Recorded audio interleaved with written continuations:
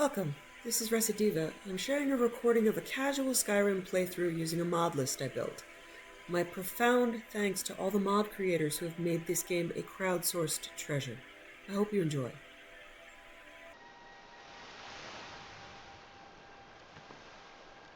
Okay, we have a couple of contracts. So we're gonna go kill a bunch of people, and then return to Gregar and turn in the Hand of Glory.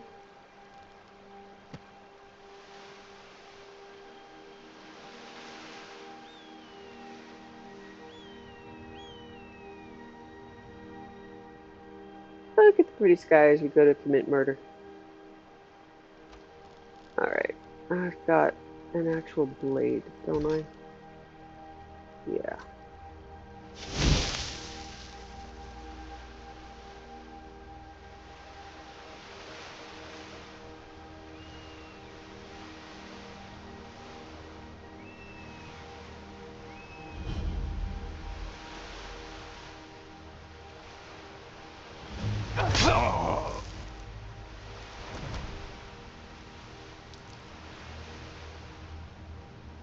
You okay, man? Wow, okay. Yee!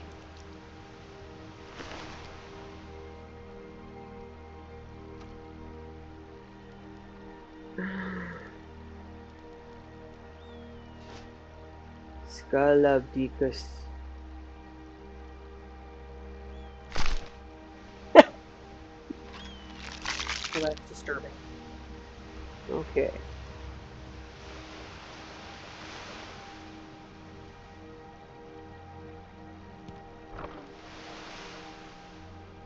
Try to avoid the bear trap there.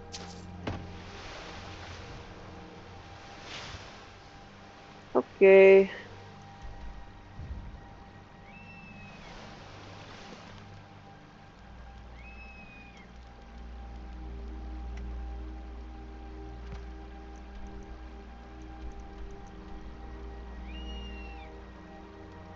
Oh wow, I have to kill someone in the caravan. Chasing them all over the map.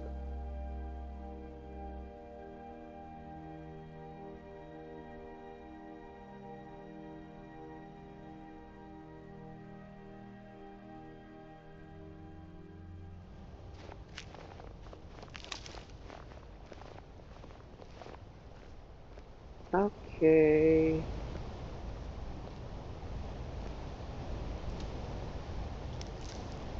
Got a lot of buddies. Tools, wares, and weapons.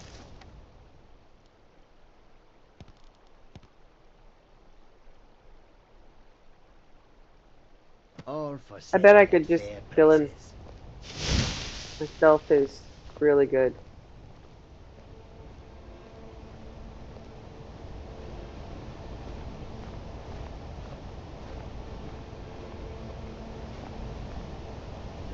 All can be done.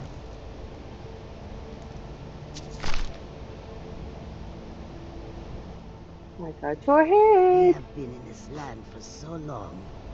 I have forgotten what it feels like to walk on warm sand. Dead?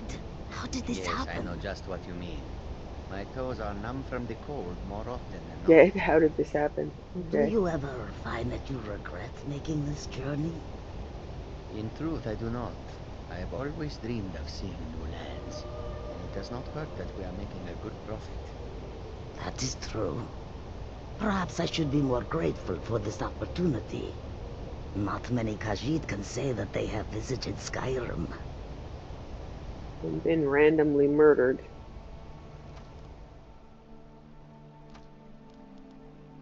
Loudest part of me is when I'm eating.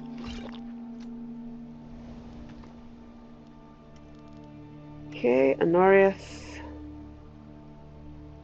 Oh wow. Oh man, I have to kill the little Bosmer dude. Aww.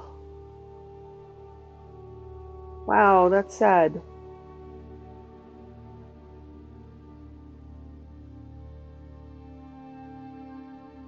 Isn't he the brother of the guy who runs the Drunken Huntsman?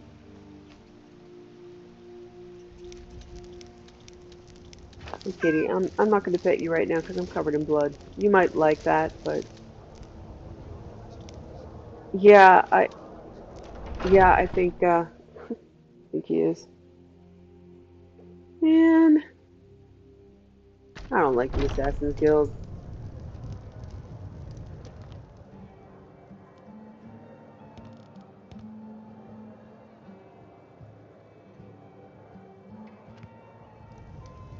Hey, Janissa, sorry we didn't get to hang this time around. You're awesome. Glad I don't have to kill you. Yeah. Sorry, buddy.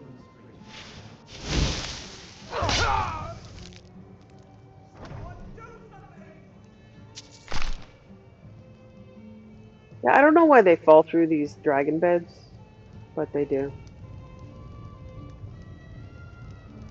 So yeah, I have to.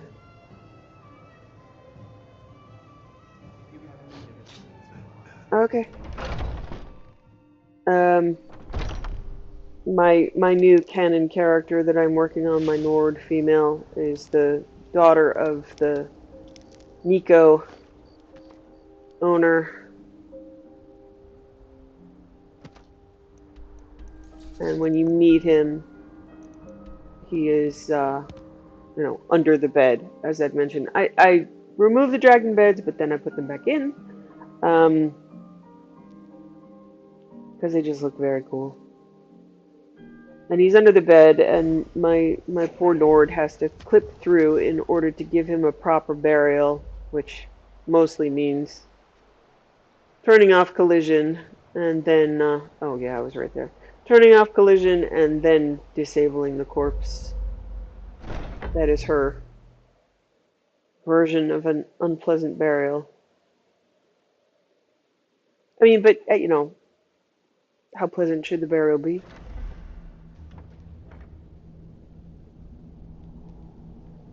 I did look up whether or not you could kill Cicero outright when you meet him as a good character who gets the major squicks from someone like him for good reason. No, you can't. He's essential. Yeah.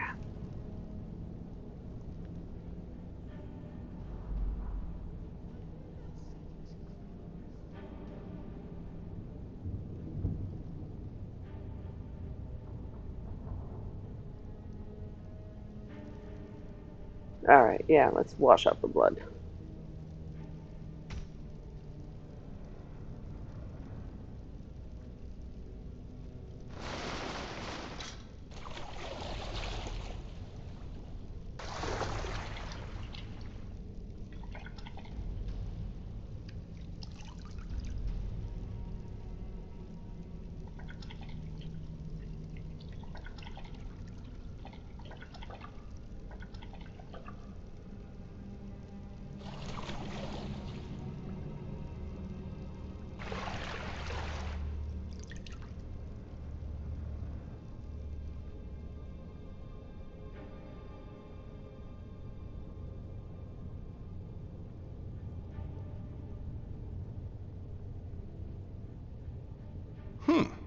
No arrows protruding from your skull.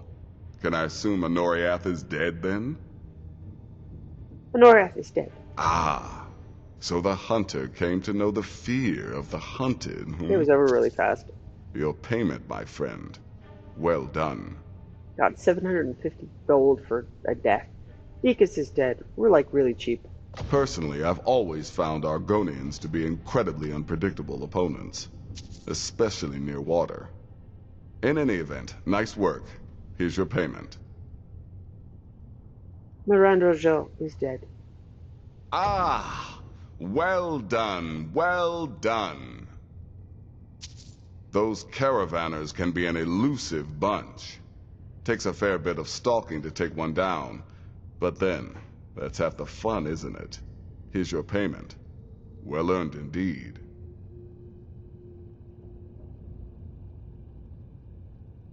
I think I'm fully trained in light There's armor. nothing more Yeah. I can teach you. Any more contracts? Just one right now.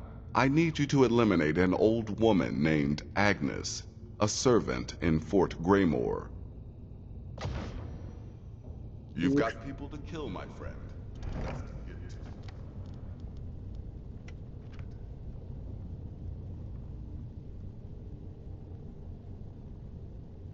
Yeah, I don't know why he's levitating, but okay.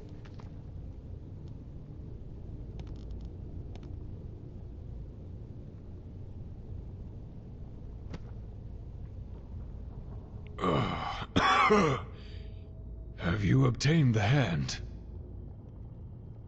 I return with the hanged man's hand and the fat of an executed man. You have indeed. Do not give it to me. Its dark influence may make me wish to no longer part with it. Now, you must fashion the Hand of Glory. Create the candle from the fat, and add 3 drops of your own blood to the setting wax. Once it is cooled, place the candle in the hanged man's hand, and the flame will ignite and forever remain lit, so long as you and the candle remain alive. You can use my cookpot there to make the candle.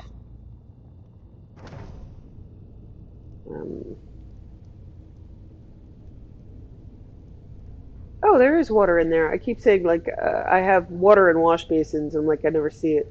There it is! Yay! Where is your cook pot? Let me guess. You don't actually have one. Alright, this is a remake. This is a modded area, so let me see. Yeah, like I'm supposed to find a cook pot here.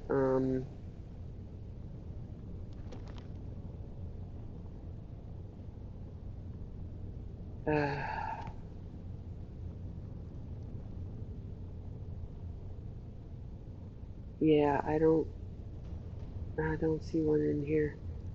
This is JK's. It's supposed to be patched. Oh no. I don't know if this does. My new one is patched. I don't know if this one is. See if I can find a cook pot.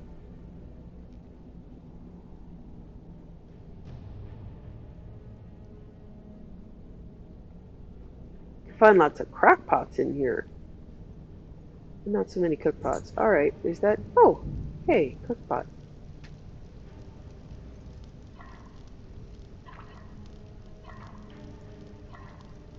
Spectral... No. Okay, so... Candle.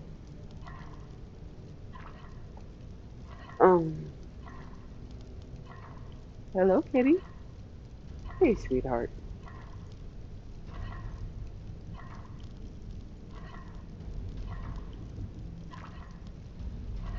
Interesting. I am not seeing the... hey, no, don't climb. Hello, Vandal. Roasted upper penguin meat? No!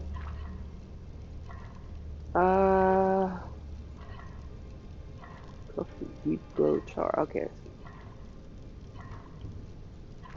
Poison.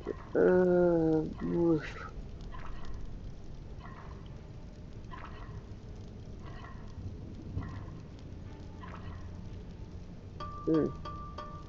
This may not be brought. This may not be, patched properly. Use his cooking pot to make a candle from the fat and attach it to the hangman's hand. Oof. Yeah, I don't see it.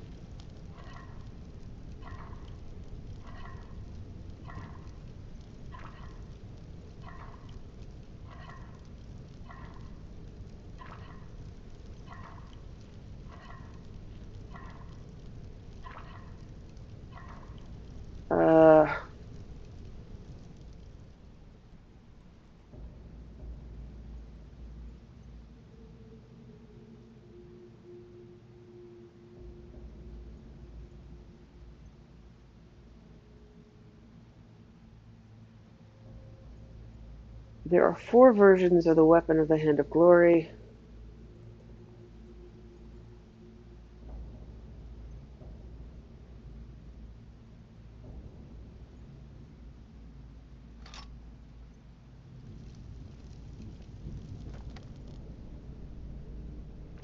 Yeah,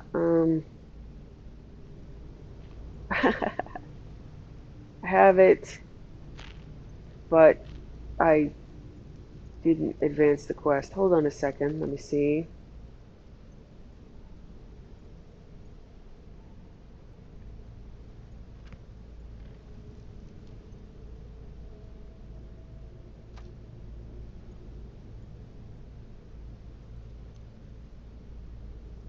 Okay, yeah, I have the item. It even looks like that's the item. But yeah, I can't make it.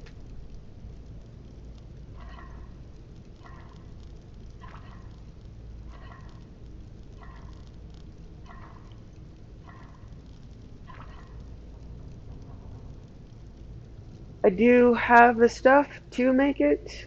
Um, Bogbeer's essence,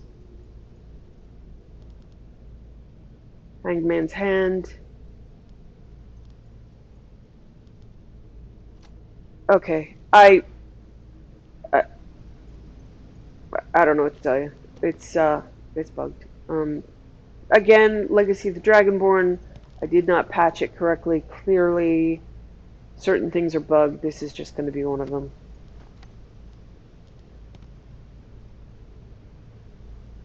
That's a shame.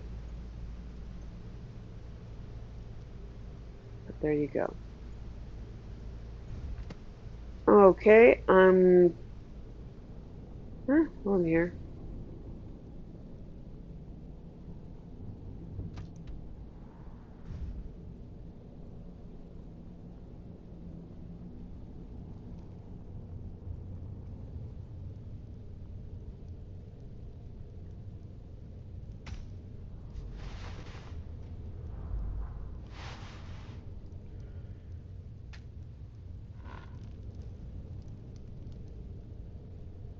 Sorry, Vandal, you don't like story time. I know that.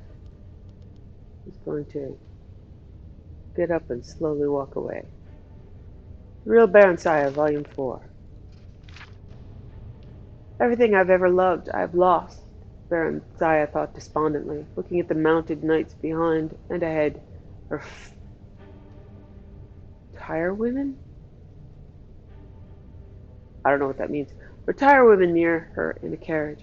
Yet I've gained a measure of wealth and power and the promise of more to come. Dearly have I bought it. Now I do understand better Tiber Septim's love of it, if he's often paid such prices, for surely worth is measured by the price we pay. Uh, no. No, see, you need to just go back and kill Tiber Septim. That's what I would do. But, I'm different. By her wish, she rode on a shiny roan mare, clad as a warrior in resplendent chainmail of dark elven make. As the days slowly slipped by and her train rode the winding road eastward to the setting sun, around her gradually rose the steep-sided mountain slopes of Morrowind. The air was thin, and a chill, late autumn wind blew constantly, but it was also rich with the sweet, spicy smell of the late-blooming black rose, which was native to Morrowind and grew in every shadowy nook and crevice of its highlands, finding nourishment even in the stoniest banks and ridges. In small villages and towns, ragged, dark elven folk gathered along the road to cry her name, or simply gape. Most of her knightly escort were red guards, with a few high elves, Nords, and Bretons. As they wove their way into the heart of Morrowind, they grew increasingly uncomfortable and clung together in protective clusters. Even the elven knights seemed wary. But Baron's Eye felt at home, at last. She felt the welcome extended to her by the land. Her land. Symmachus met her at the Mournhold border with an escort of knights, about half of whom were dark elven, in imperial battle dress, she noted. There was a grand parade of entry into the city, and speeches of welcome from stately dignitaries. I've had the Queen's suite I've had the Queen's suite refurbished for you, the general told her later when they reached the palace. But you may change anything, not to your taste, of course. He went on about the details of the coronation, which was to be held in a week. He was his old commanding self, but she sensed something else as well. He was eager for her approval of the arrangements, was in fact fishing for it. That was new. He had never required her commendation before. He asked her nothing about her stay in the Imperial City or of her affair with Tiber Septim, although Baron Saya was certain Drelian had told him, or earlier written him, everything in detail. The ceremony itself, like so much else, was a mixture of old and new, parts of it from the ancient dark elven tradition of Mournhold, the others dictated by imperial decree. She was sworn to the service of the Empire, and Tiber Septim she was sworn to the service of the Empire, and Tiber Septim as well as to the land of Mournhold and its people. She accepted oaths of fealty and allegiance from the people, nobility, and the council. This last was composed of a blend of imperial emissaries, advisors, they were called, and native representatives of the Mournhold people, who were mostly elders, in accordance with elven custom. Baron Sire later found that much of his time was occupied in attempting to reconcile these two factions and their cronies. The elders were expected to do most of the conciliating in light of reforms introduced by the Empire pertaining to land ownership and surface farming, but most of these went clean against dark elven observances. Tiber Septim, in the name of the One, had ordained a new tradition, and apparently even the gods and goddesses themselves were expected to obey. The new queen threw herself into her work and her studies. She was through with love and men for a long, long time, if not forever. There were other pleasures, she discovered, as Symmachus had promised her long ago, those of the mind and those of power. She developed, surprisingly, for she had always rebelled against her tutors at the Imperial City, a deep love for dark elven history and mythology, a hunger to know more fully the people from whom she had sprung. She was gratified to learn that they had been proud warriors and skilled craftsmen and cunning mages since time immemorial. Tiber Septim lived for another half-century, during which she saw him on several occasions as she was bidden to the Imperial City on one reason of state or another. He greeted her with warmth during those visits, and they even had long talks together about events in the Empire when opportunity would permit. He seemed to have quite forgotten that there had ever been anything between them more than easy friendship and a profound political alliance. He changed little as the years passed. Rumor had it that his mages had developed spells to extend his vitality, and that even the One had granted him immortality. Then one day a messenger came with the news that Tiber Septim was dead, and his grandson Pelagius was now emperor in his place. They had heard the news in private, she and Symmachus. The sometimes imperial general and now her trusted prime minister took it stoically, as he took most everything. Somehow it doesn't seem possible, Baron Saya said. I told you. It's the way of humans. They're a short-lived people. It doesn't really matter. His power lives on, and his grandson now wields it. You called him your friend once. Do you feel nothing? No grief? He shrugged. There was a time when you called him somewhat more. What do you feel, Baron Saya? They had long ago ceased to address each other in private by their formal titles. Emptiness. Loneliness, she said, and then she too shrugged. But that's not new. I know, he said softly, taking her hand. Baron Saya. He turned her face up and kissed her. The act filled her with astonishment. She couldn't remember his even touching her before.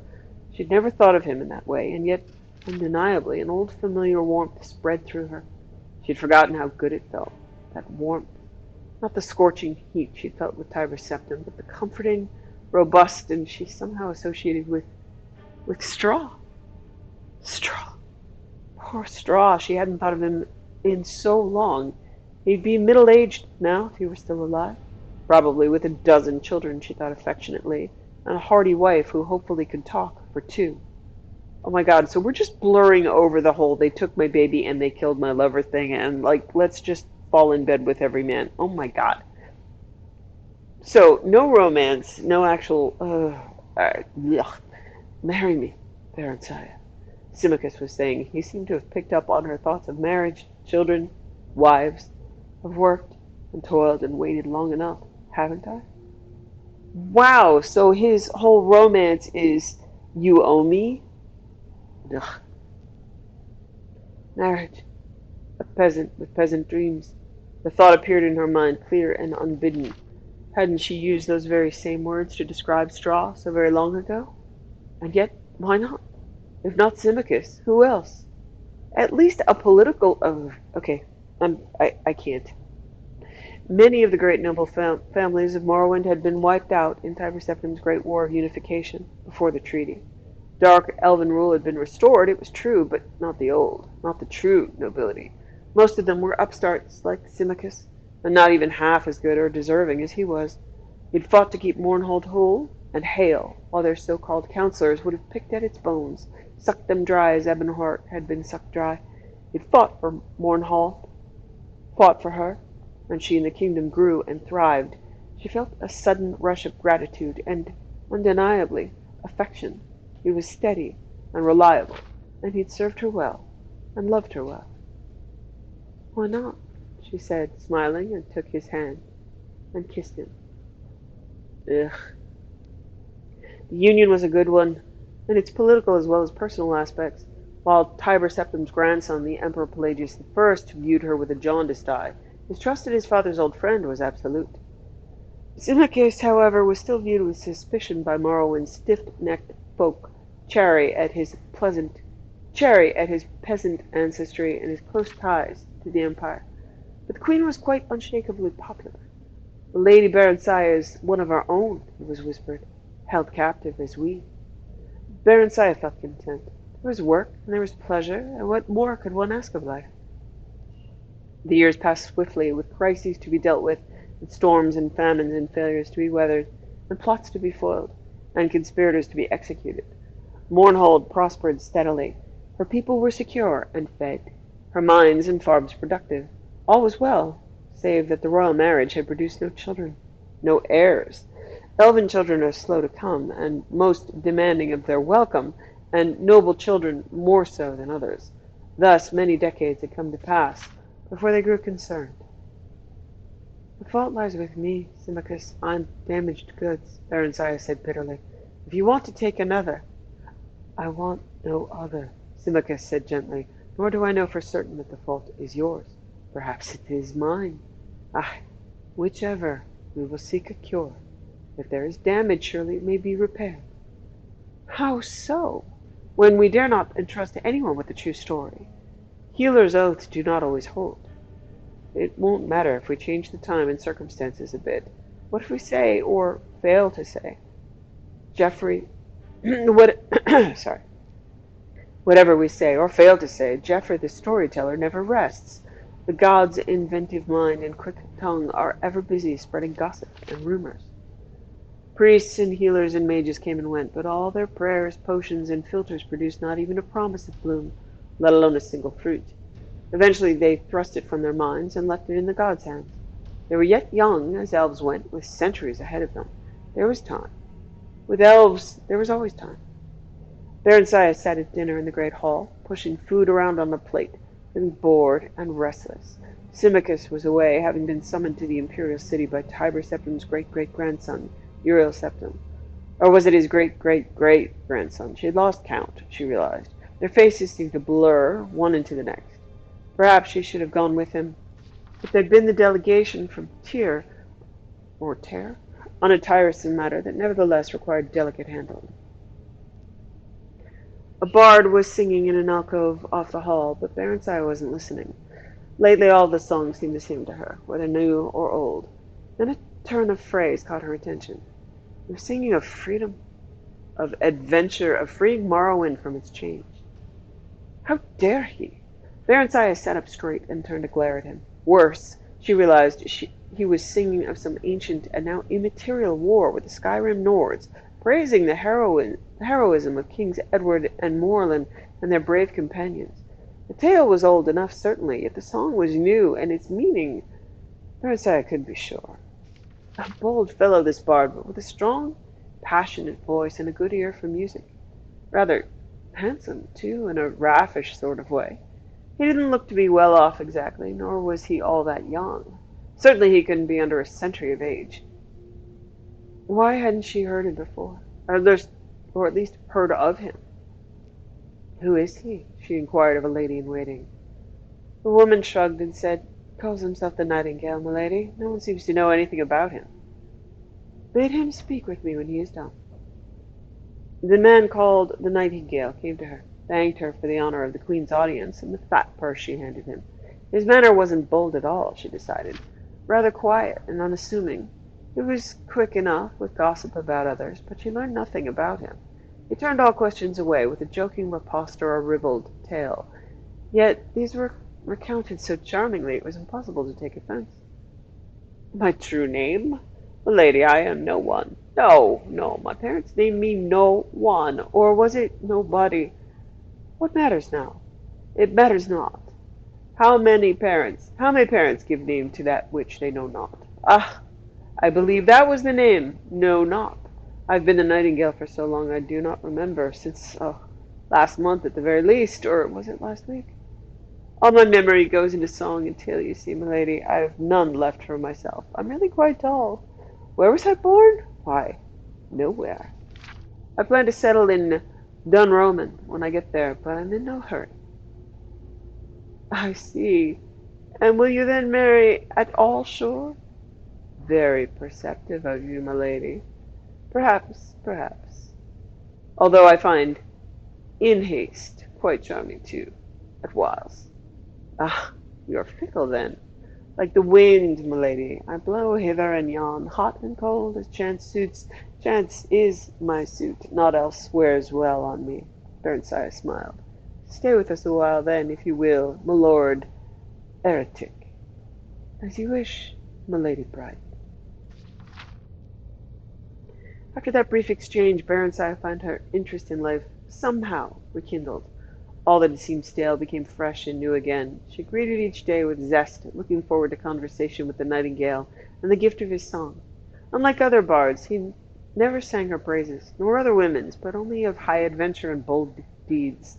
When she asked him about this, he said, "What greater praise of your beauty could you ask, milady, than that which your own mirror gives you? And if words you would have, you have these of the greatest, of the greater, than my callow self. How should I vie with them, I who was born but a week gone by?" Once they were speaking privately. The queen, unable to sleep, had summoned him to her chamber, that his music might soothe her. "You are lazy and coward, sirrah. You are lazy and a coward, sirrah, else I hold no charm for thee. Lady, to praise you, I must know you. I can never know you. You are wrapped in enigma and clouds of enchantment. Nay, not so. Your words are what weave enchantment. Your words, and your eyes, and your body. Know me if you will. Know me if you dare." He came to her then. They lay close, they kissed, they embraced. Not even Barenshire truly knows Barenshire. He whispered softly, "So how may I? Milady, you seek and know it not, nor yet for what? What would you have that you have not?" "Passion," she answered back. "Passion and children born of it." He's human, right? She'd have a human child. Wouldn't that be an issue? And for your children, what? What birthright might be theirs? "Freedom," she said. "Freedom to be what they would be. Tell me, you who seem wisest to these eyes and ears and the soul that knits them, where may I find these things? One lies beside you, the other beneath you. But would you dare stretch out your hand, that you might take what could be yours and your children's?" "Sumachus, in my person lies the answer to part of what you seek. The other lies hidden below us in your very kingdom's mines, that which will grant us the power to fulfill and achieve our dreams, that which Edward and Morland between them used to free High Rock and their spirits from this hateful domination of the Nords. If it be properly used, milady, none may stand against it. Not even the power of the Emperor controls. Freedom, you say? Barenshire, freedom it gives from the chains that bind you. Think on it, milady." He kissed her again, softly, and withdrew. "You're not leaving?" she cried out. Her body yearned for him. "For now," he said. "Pleasures of the flesh are nothing beside what we might have together. I would have you think on what I've just said." So essentially, Barenshire has, like, zero agency in this entire thing. She is just manipulated by men straight through the whole thing. I'm really bummed about that. I don't need to think. What must we do? What preparations must be made? So she spent hundreds of years learning about people's behavior, and someone tells her some pretty words and tells her there's something buried underneath her castle, and she jumps straight on it. Ugh. Okay, I'm gonna call it. Barentsai is an idiot. Why, none. Mines may not be entered freely, it is true, but with the queen at my side, who would stand athwart? Once below, I can guide you to where this thing lies, and lift it from its resting place. Then the memory of her endless study slid into place. The Horn of Summoning, she whispered in awe. Is it true? Could it be? How do you know? I've read that it's buried beneath the measureless caverns. I've read that it is buried beneath the measureless caves of Daggerfall. Nay, long have I studied the matter. Ere his death, King Edward gave the horn for safekeeping into the hand of his old friend King Morlin. He in turn secreted it here in Mournhold under the guardianship of the god Effin, whose birthplace and bailiwick this is. Now you know what it has cost me many a long year and weary mile to discover. But the god? What of Effin? Oh, sorry, that is a new paragraph. That isn't a new paragraph. But the god? What of Effin? So that's Barentsaya. Trust me, milady heart, all will be well. Laughing softly, he blew her a last kiss and was gone. Yeah, that whole thing is made of sketch. I can't believe she doesn't immediately just have him arrested and, interrogated, but okay. On the morrow they passed the guards at the great portals that led to the mines and further below. Under pretense of her customary tour of inspection, Barentsaya, unattended but for the nightingale, ventured into caverns after a subterranean cavern. Eventually they reached what looked like a forgotten sealed doorway, and upon entering found that it led to an ancient part of the workings, long abandoned. The going was treacherous, for some of the old shafts had collapsed, and they had to clear a passage through the rubble, or find a way around the more impassable piles. Vicious rats and huge spiders scurried here and there, sometimes even attacking them, but they proved no match for Barentsaya's firebolt spells or the nightingale's quick dagger. We've been gone too long, Barentsaya said at length. They'll be looking for us. What will I tell them? Whatever you please, the nightingale laughed. You are the queen, are you not? The Lord Symmachus, that peasant obeys whoever holds power. Always has, always will. We shall hold the power, my lady love. His lips were the sweetest wine, his touch both fire and ice. Okay, it's got to be magic, I guess. I can't imagine being this stupid. Now, she said, take me now. I'm ready. Her body seemed to hum, every nerve and muscle taut. Not yet. Not here. Not like this. He waved around, indicating the aged, dusty debris and grim walls of rock. Just a little while longer. Reluctantly, Barentsaya nodded her assent. They resumed walking. Here, he said at last, pausing before a blank barrier. Here it lies. He scratched a rune in the dust, his other hand weaving a spell as he did so. The wall dissolved.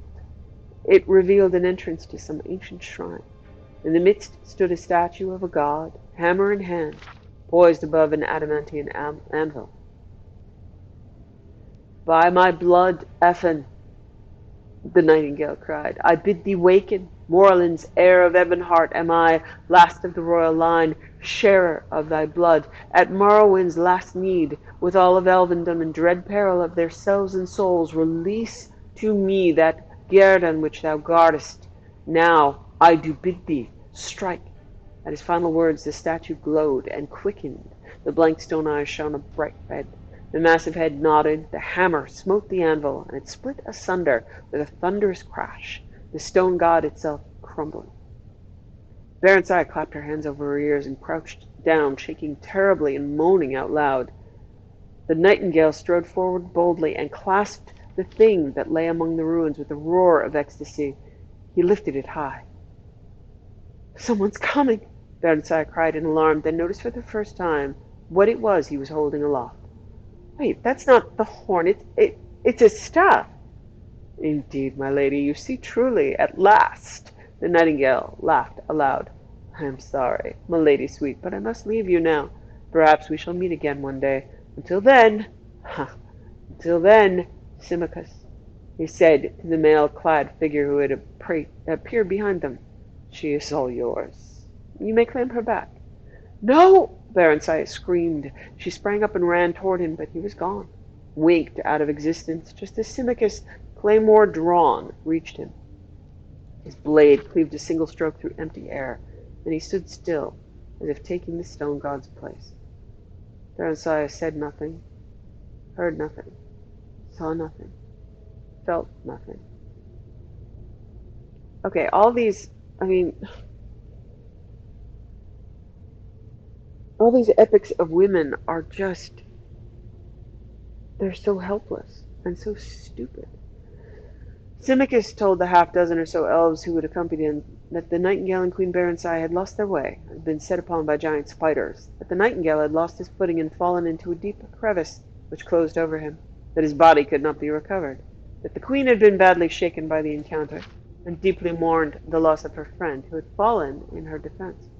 Such was Symmachus's presence and power of command that the slack-jawed knights, none of whom had caught more than a glimpse of what happened, were convinced that it was all exactly as he said. The Queen was escorted back to the palace and taken to her chamber, whereupon she dismissed her servants in waiting. She sat still before a mirror for a long time, stunned, too distraught even to weep. Symmachus stood watching over her. "Do you have any idea at all what you have just done?" he said finally, flatly, coldly. "You should have told me," Barensiah whispered. "The staff of chaos. I never dreamed it lay here. He said... A mewling escaped her lips, and she doubled over in despair. "Oh, what have I done? What have I done? What happens now? What is to become of me, of us?" "Did you love him?" "Yes, yes, yes, yes. Oh, Symmachus, the gods have mercy on me, but I did love him. But now I don't know. I'm not sure. Symmachus's hard-lined face softened slightly, and his eyes glittered with a new light, and he sighed. "That's something, then. You will become a mother yet, if it's within my power. As for the rest... Barensiah, my dearest Barensiah, I expect you have loosed a storm upon the land. It'll be a while yet in the brewing, but when it comes, we'll weather it together, as we always have." He came over to her then, and stripped her of her clothing, and carried her to the bed. Out of grief and longing, her enfeebled body responded to his brawny one as it never had before, pouring forth all that the nightingale had wakened to life in her, and in doing so, calmed the restless ghosts of all he had destroyed.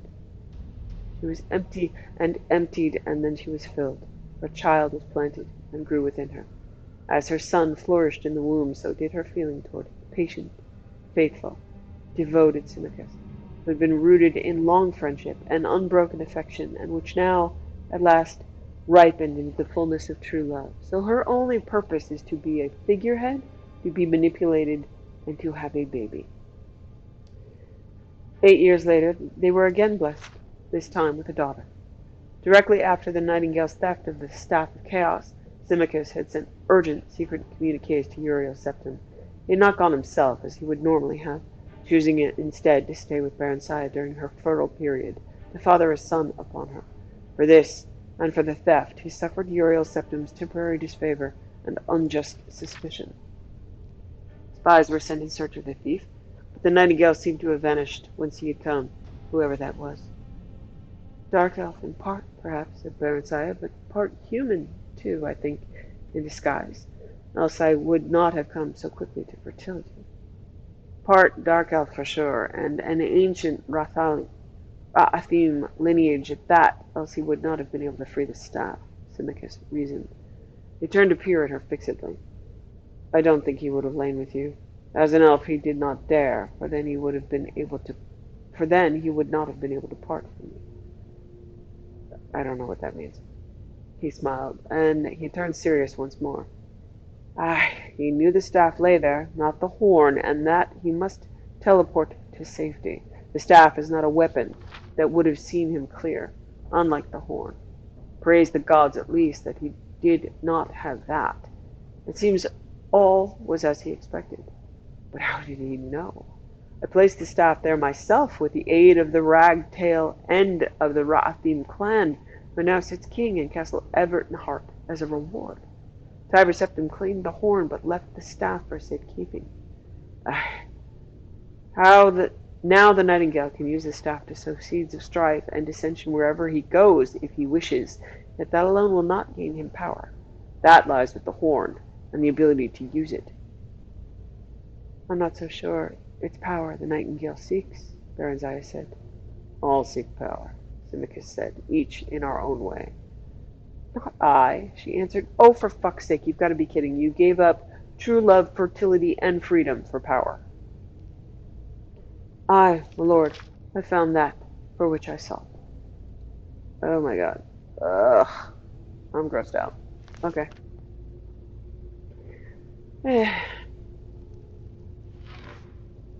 It's a shocker, right? Something in Skyrim grosses someone out. How could I have predicted that?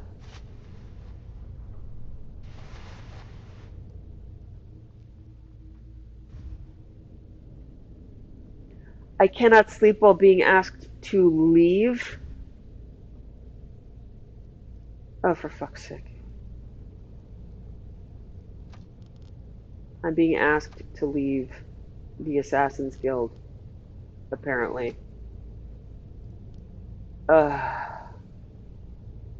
It's just been that kind of day, you know? See if I can sleep in Rain's shelter in my own bedroom.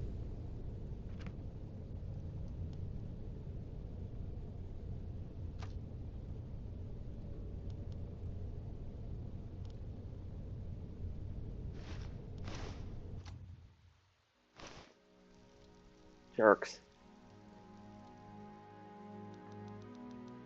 Told you this came in handy.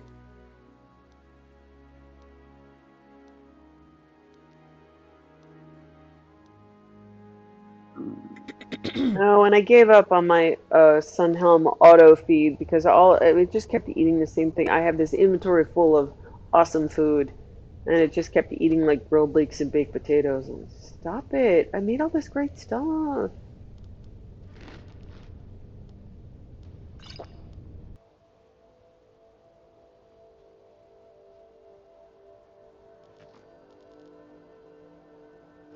Alright, let's see. Some stuff to do at the College of Winterhold. It looked like we picked up an immersive College of Winterhold quest. Search the ruins. Hopefully this will give me a quest marker that I can follow. But should be down into Midden where I found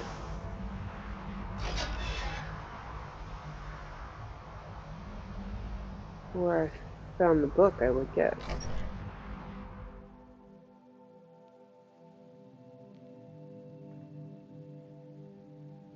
So my new playthrough, I'm trying out Vigilant. Unfortunately, Just imagine the look on her face now. I am not sure how long that's going to last. It seems to have a sense of humor, and it seems to,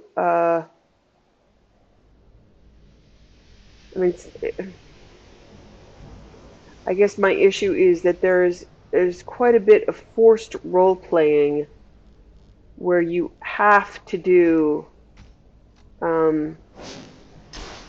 even when I started doing the quest, I was being asked to do things that that character in particular wouldn't. I considered just stopping, and because, yeah, this character wouldn't do many of the things that were being demanded. And so I'm playing through it now, not to have a character expression, but to just explore the content. I'm going to be doing the same with I loaded Saints and Seducers, the extended cut, which I haven't gotten to yet, and Siren Root, which I haven't gotten to yet, but I think Vigilant is probably coming out and I'll have to do another character playthrough for my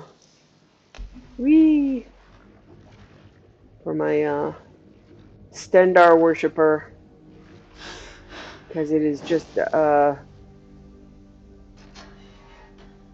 it's a bit disjointed, and unfortunately the graphics aren't great. It's a bit buggy because it is essentially, to begin with, a Japanese mod. There's American voice acting for some of it, but it has recently updated, which means that the voice acting doesn't really match and it's a little bit janky. Just went the wrong way, I think. Yeah. Yeah? Yeah. So although it might be kind of amusing, it's buggy enough for me to not want to do it again. There are a lot of mods like that maybe once is enough. I think even though trying to think of the name of it. Some activate crumbling.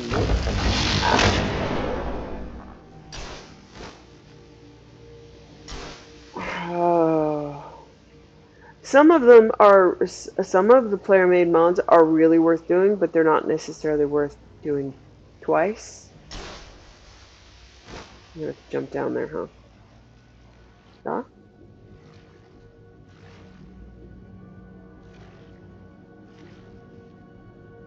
So this might be one of them. It does have a bunch of items and a bunch of, in particular, books. And it does seem as though in the future I could skip this opening part, which I would probably opt to do. Hello? Hello? Anybody here?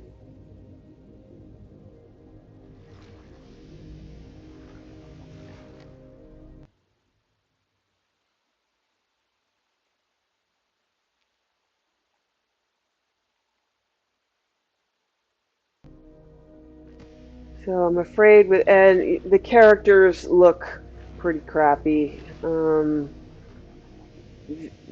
I did get a, it's not. Is that where I'm supposed to go?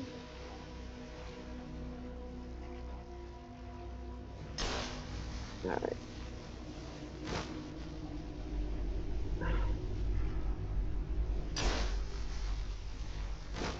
Yep, I'm supposed to go down. Okay. What am I missing? So I did have like a redo of the vigilance gear and outfits and characters. It's just, it's not good.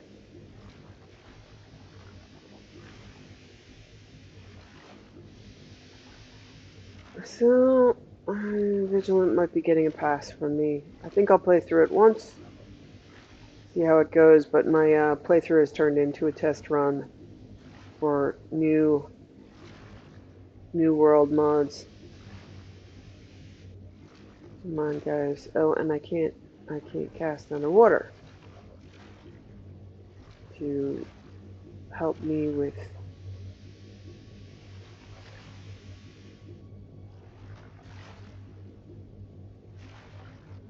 clairvoyance. Okay, so let's see. Starting at the top. Yeah, that is okay. This is underwater. All right, cool.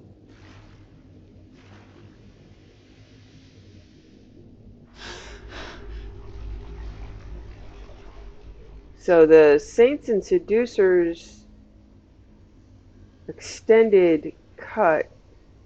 What is this? Ice? Oh, wild. Okay, that's kind of cool.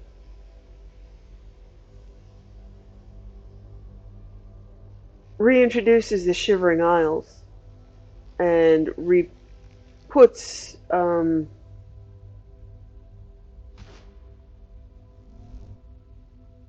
lot of well, all of the quest lines and items from that mod into the Shivering Isles. So I'm looking forward to that, but I think it's going to... Hello? Hello? Okay.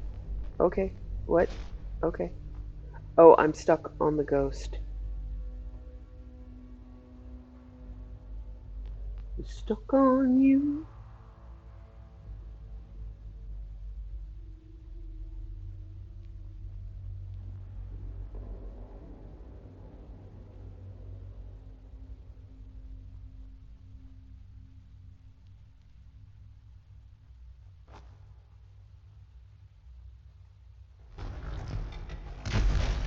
And I'm having an issue with my new lineup, and I don't know what's causing it, where my courier is just permanently bugged, just like with this game. So there's something wrong with my setup. I either have to figure it out or reinstall something like Scald's Mail, where I have mailboxes.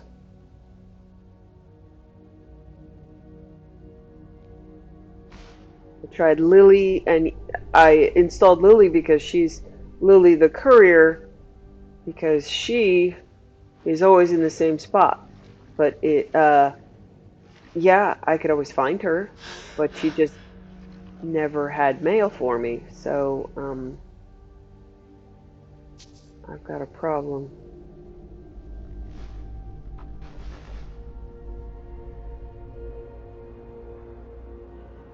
Drake a dozen furniture emporium.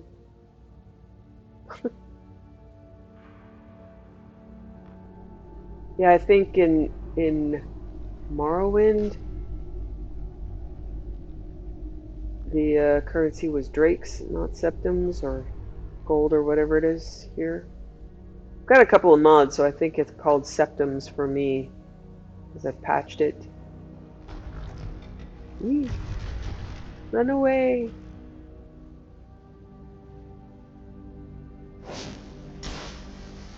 Hello, little boy. Or little girl with a short haircut? Hard to tell. Activate lever. Oh, toys.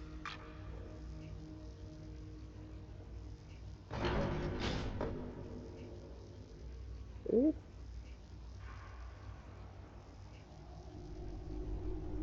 Oh, I'm trying to think of that. I'm still trying to think of that one mod.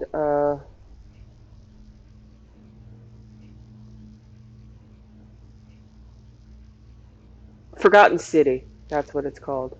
Forgotten City, which is actually really well written. Oh, I'm back at the beginning, aren't I? Forgotten City is really well written, but it isn't all that graphically appealing. Plus, I don't like when you get like an entirely new zone and you can't leave, particularly with stuff like survival, where I just don't. I mean, I don't have my tools with me. So although, yeah, Forgotten City is kind of amazing, I didn't see that I would want to replay it. It's a very, very dark story.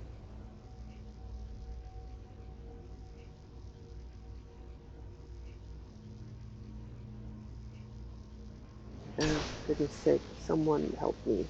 Okay.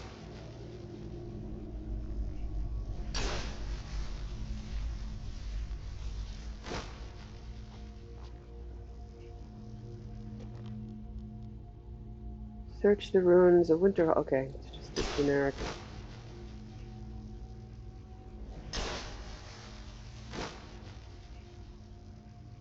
Okay, so we open the gate here. Yes.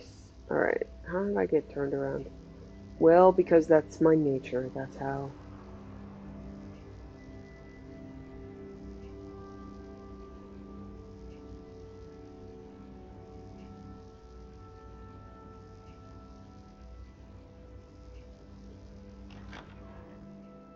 So some of the mods are simply suffering from the fact that I can't patch lighting mods.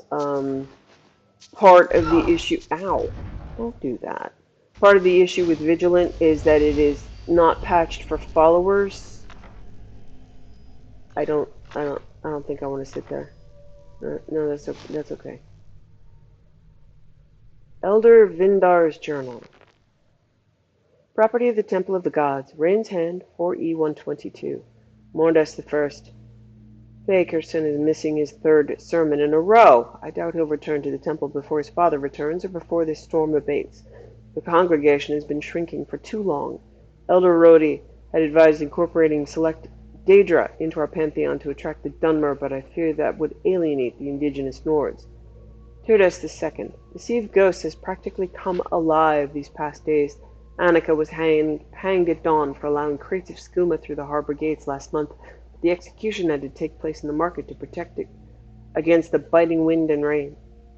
Subaru is keen to send a strong message to other distributors. The council has advised offering clemency to anyone who confesses, for fear of driving the trade underground, although I suspect it has more to do with avoiding capital punishment for the Jarl's son, whose propensity for such substances is an open secret. In the meantime, the skooma crates have been entrusted to the temple for safekeeping as the barracks are being used to run invasion drills. Yeah, destroy that shit. Don't keep it. Midas III. Large swathes of the lower city were flooded out through the night. The temple has offered sanctuary until the water can be dredged. Despite this charity, most venture to the college to seek cures for brain rot and rock joint, which are reaching epidemic levels, rather than seek healing through prayer, as if some potion is any substitute. I'm actually really, really grateful that there are potions now and that you don't have to physically go to temples to get cured like a D&D. Or Morrowind. But perhaps some concoctions can be put to good use. I emptied half a vial of skooma into the thurible at today's sermon along with a few sprigs of elves' ears to mask the odor. Oh my god. A few sips. What?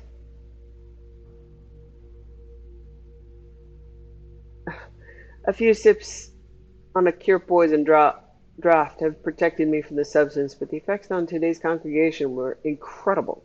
Marguerite and several others leapt to their feet in joy as the sermon ended, exclaiming that they'd never felt so close to the gods. Perhaps I can save this temple and decimate the skooma supply simultaneously. Tirdas IV. Word has spread fast of the renewed power of my sermons. Several familiar faces and a few new have joined the congregation. Even Fakerson has returned. Flood refugees have taken up an active role in the upkeep of the temple and grounds.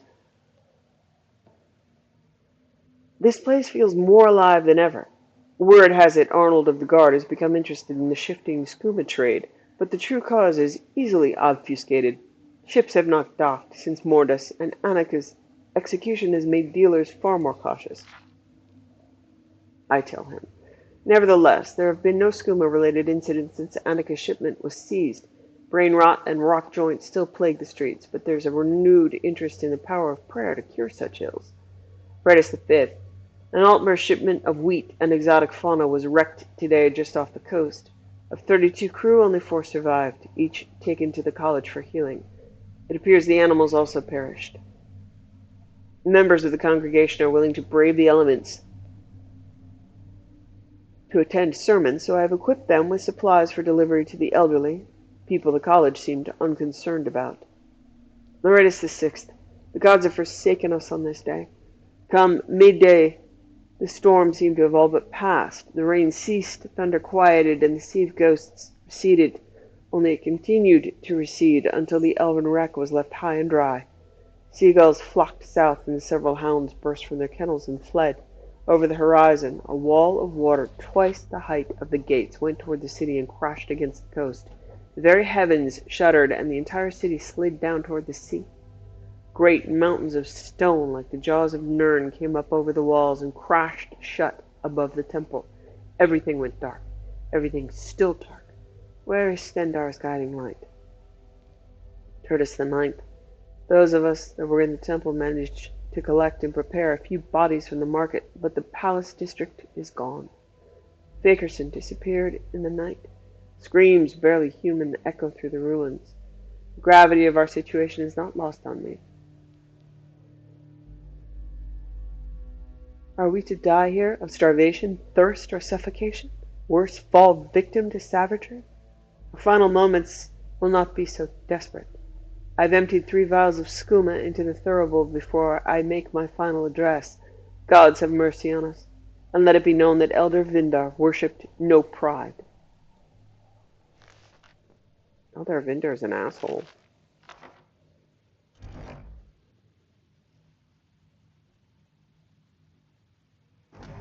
You look like a garden gnome, sir.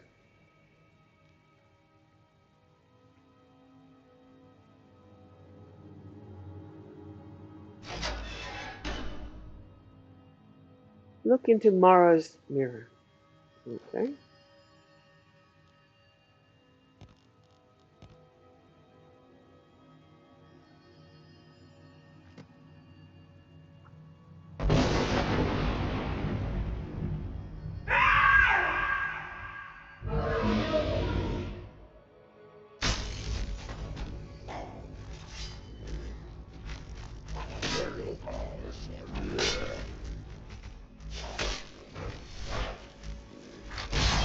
Oh, right, I'm trying to... Okay.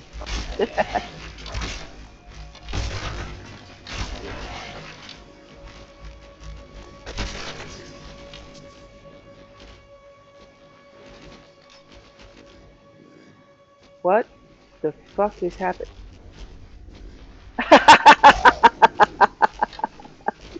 Okay, that's compelling. What's he gonna do? Bleed on me? Yeah, what are they gonna do when they get to me? Gnaw on my ankles? Hey, Vandal, we're making fun of silly Draugr. Yeah? Hi, baby. Hello, love. Okay. Yeah, sweetheart. Uh-oh. Okay. Okay. While of Winterhold, explore the Temple of the Gods. There is...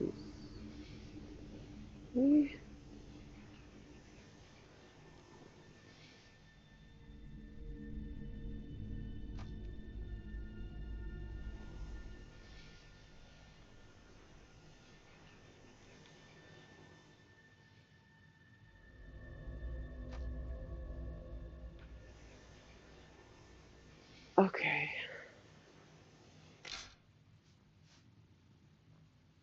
Hey, honey.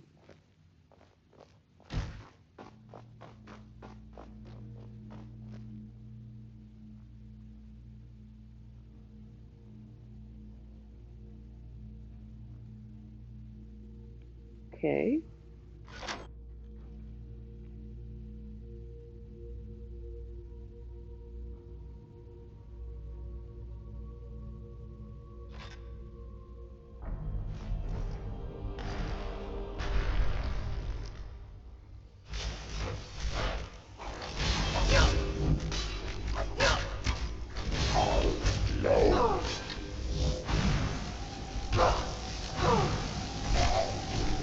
Okay. As we learned before, sometimes firewalls are very good. So...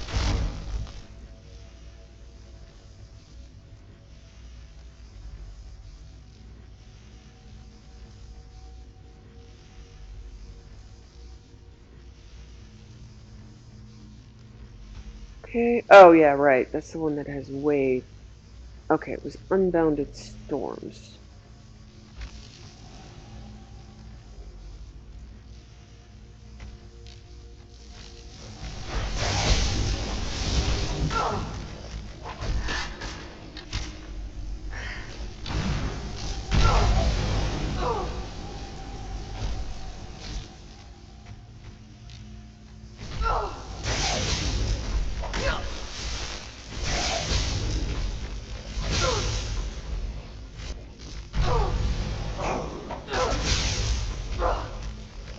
Okay, hold on. Where are you guys coming from?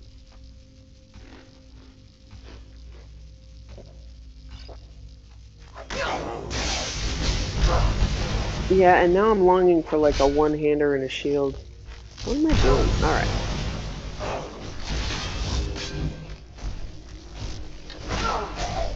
Yeah, I think I might end up making cannon bow and one-hander and shield. It is very nice for close quarters. Okay. Have I done all the things? Continue to explore the ruins. Okay.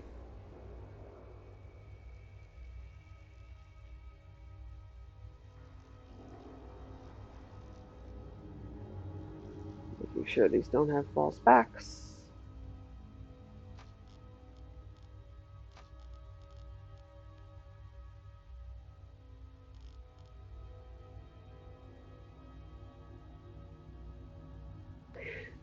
It's really weird to have Draugr here, by the way. Just in terms of lore. Because they have to be created like with ritual, and this is just the collapse of a human town, right?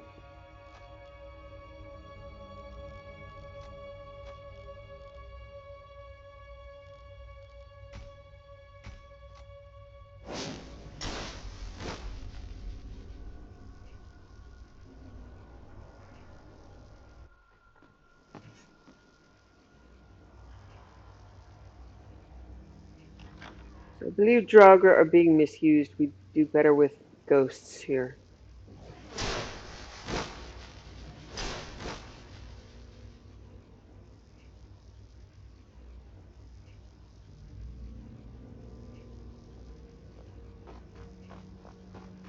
Here you go, buddy.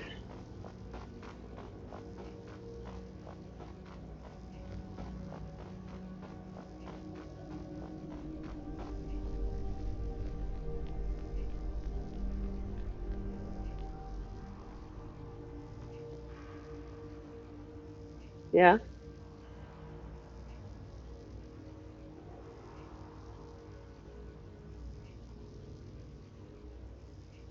I guess I'm running this way.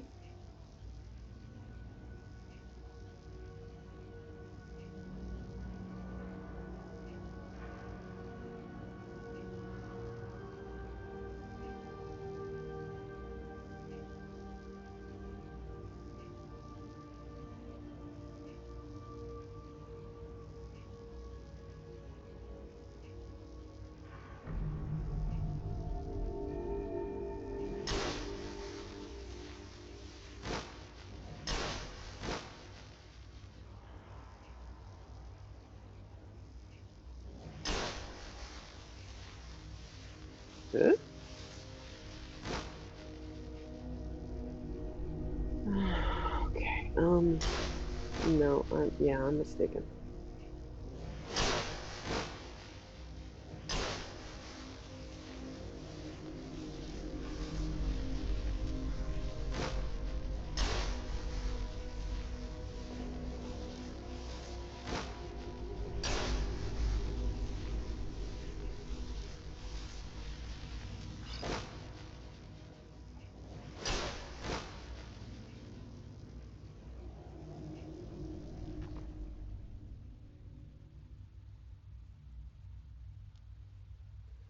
Okay, hold on. Let me see the quest description. I've discovered a canopic jar hidden beneath the Temple of the Gods. Its contents purportedly belong to a powerful magician who lived during the time of the ancient Nords. I will return this to the college for study after exploring further.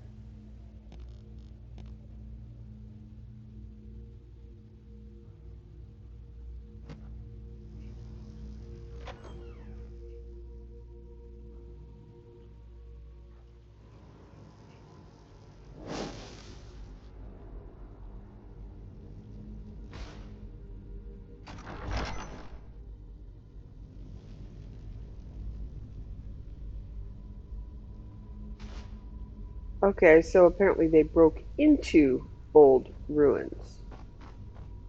Hey, little buddy.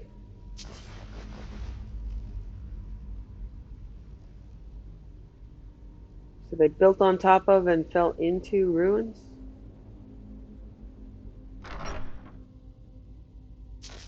How could you not know that this shit was down here?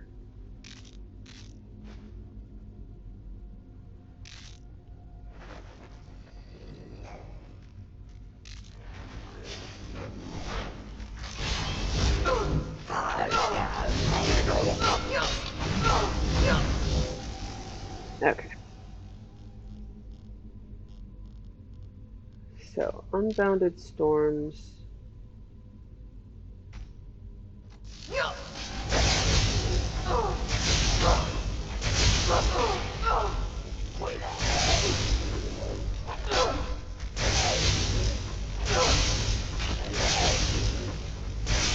I actually also really liked ice magic. Played a lot with fire magic, but I was unaware that ice magic has has the capacity to completely freeze and shatter enemies. Hey, sweetheart. Hello, kitten. Vandal's kind of up and down today. Hello, buddy. Up and down. And now he's down. Okay. So, yeah, it works essentially like a paralyze, which is really nice. Encases them in ice. So I'm not sure how many of those spells are modded or what, but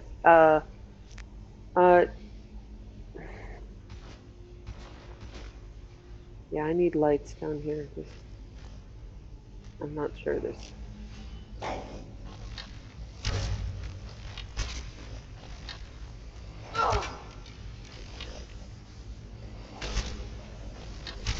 Yeah, I know something's standing behind me. And to the right of me.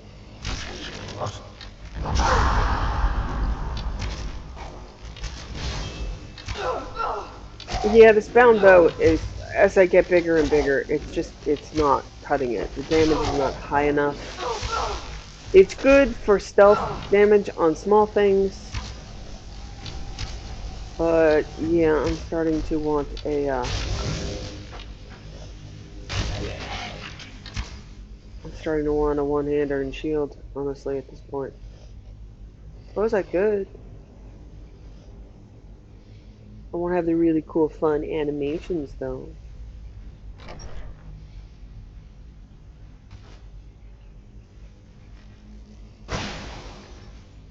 You're a murdery door, aren't you? Oh, can I? Yeah, yes, I can. Nice. I like it when the murdery doors work for me.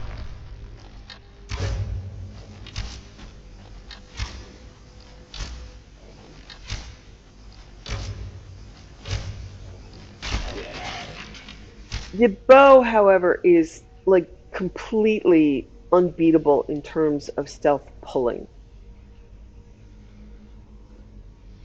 It is much better to pull sneaky with a bow and cut. Wow, you're a big dude. Yeah. Draugr Giant. Yeah, you can't really do this. Although, I don't know, I haven't really done much silent casting from a distance. I'm not sure if I do my next bow run through that I will use bound bow, because I simply can't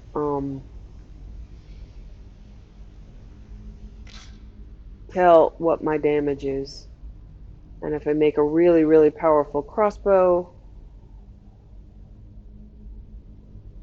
or even just a really powerful dragonbone bow, 2 enchantments on it. So I might do that. Make a bow now. Okay, what do I do? I see absolutely nothing in this room to open that door. Oh, open trap door. Good. Okay, it wasn't a puzzle at all. Good job, honey. So ideally, I might make myself... Yeah, I'd have to mess with arrows again, which is a pain in the ass. I would have to craft a certain kind of arrow and blacklist every other kind of arrow. I could also do equipment sets. Ooh. Equipment sets with arrows. Ooh. Hey.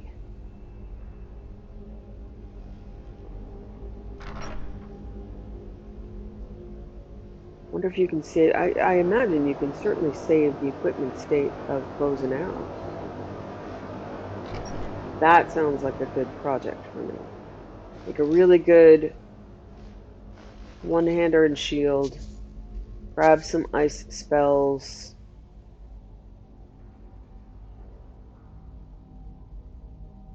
And play around with the hotkeys to make it much easier. Hey, I got a new project. Okay. Now.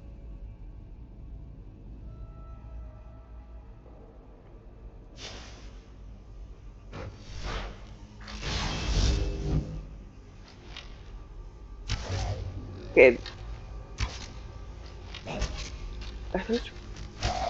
Those are the corpses. They seem pretty fresh. Look for deer ear. Yee.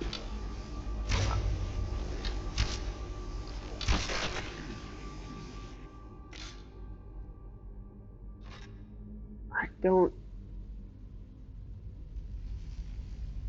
Okay. Yeah, if it's been a couple hundred years, that's really fresh. Um, but I guess they've been getting new bodies. Yeah, gross. You're gross.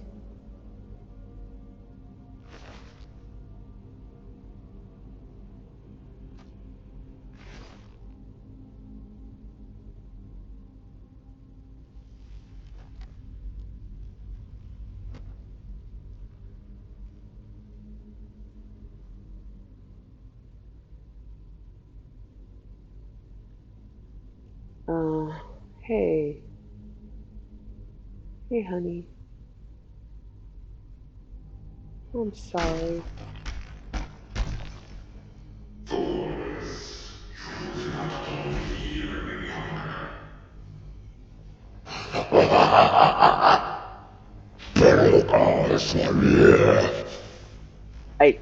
I didn't understand any of that. If you're trying to intimidate me, you kind of have to, be clearer.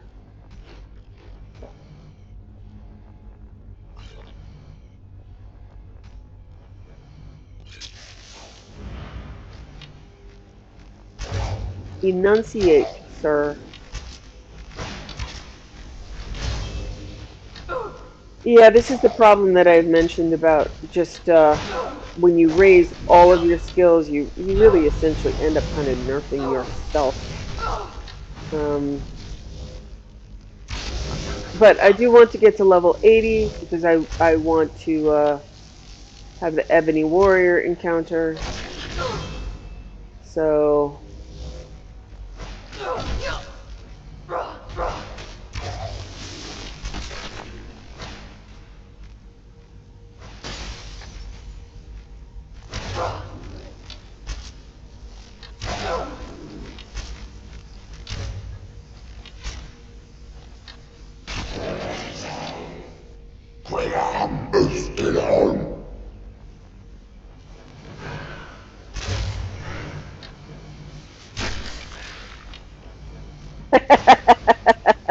the ghost of Vivek. Oh, what, he's got 4 arms and he's in a meditation pose.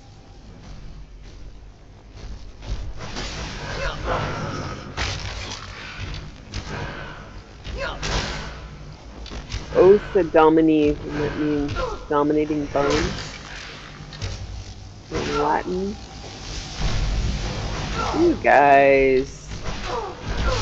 So yeah, I think with a good new canon playthrough, I'm going to have to find a good setup for magic, bow, and one-handed and shield.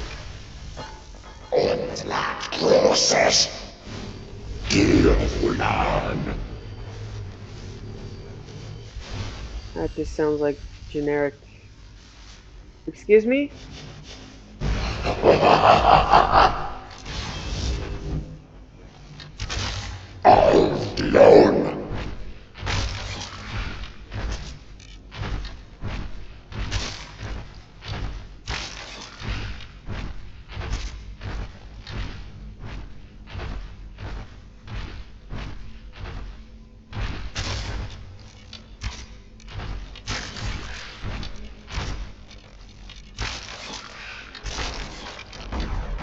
also kind of regretting that. Okay. What? Oh my god, how many of you guys are there?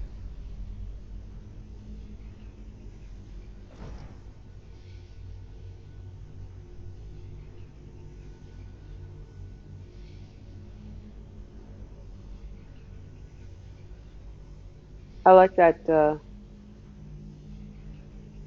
piece of artwork. I would say it's a little calendar stone, but maybe it's just art. I like it. Yeah, I'm starting to regret Serana in my new playthrough, the Queen of the Damned, which is supposed to make her more powerful. Unfortunately, gives her a blood gargoyle. It's very cool looking, but it's also an idiot and ends up picking fights with everybody.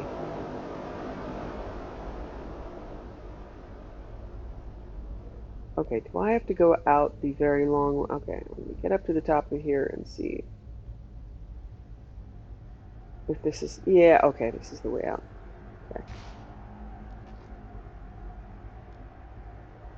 So, she is, again, unfortunately, vanilla Serana is a problem, and even NFF and modded Serana is a problem because her magic just starts so many fights. Dragon fights, like around civilians, end up with everybody trying to kill us, and I don't like that. So as much as I would really like to be into Serana's potential, that might not be a thing. You are going to make me go out the long way, aren't you? Yep, you are.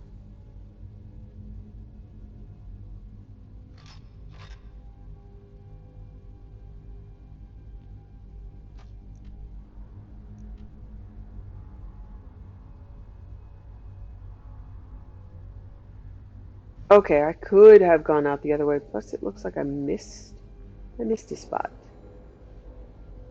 Alright, not a big deal. Okay.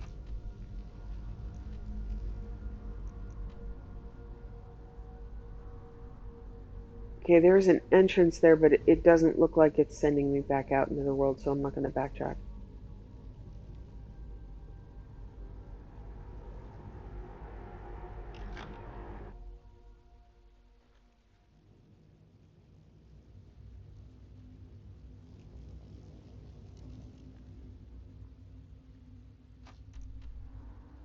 Okay.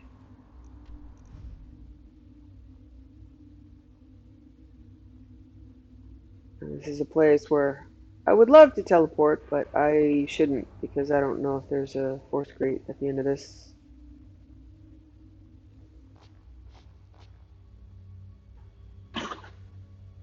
So the little boy's ghost was showing me his dead mother, I think. Never mind that there was also 17 bad guys. Thanks for leading me into danger, little buddy.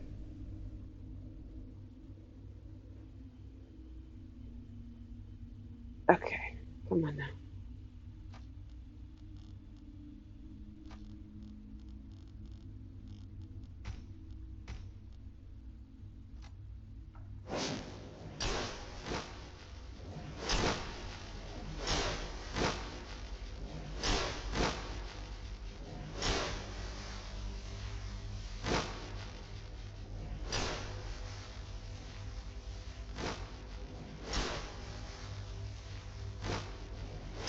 Okay, some of the enemies in this were hilarious, but I've already taken out Immersive College of Winterhold, so that's the last time I'm doing that.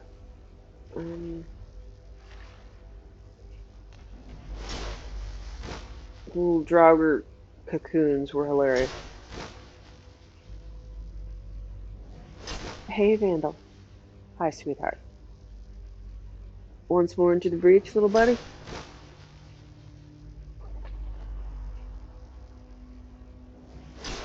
Hey, love.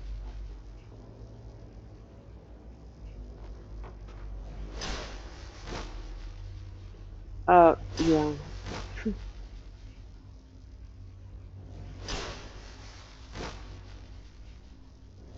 This is convoluted, but not fun.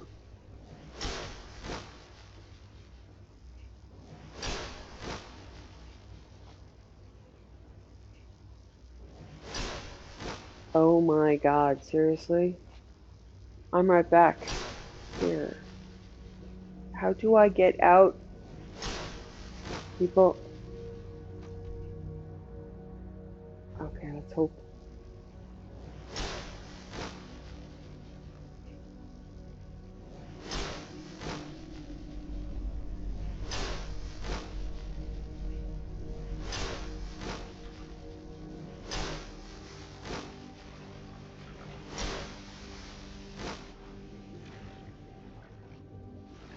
Oh, I'm underwater. Okay. It's not clipping. Underwater. Okay.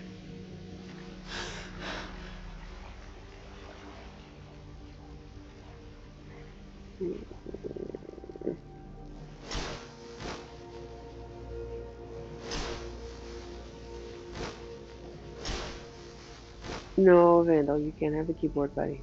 No. Sorry, honey. Oh my god. Wow.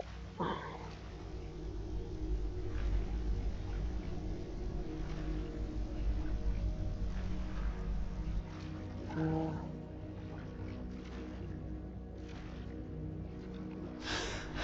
okay, I jumped down. I can't get back that way. Alright, yeah. I'm leaving. Hello, darling. Okay, will this put me out? That was the way in. I had to jump down. I don't think I could. Let's see if I go this way if it makes a difference. I made it in. Okay, good.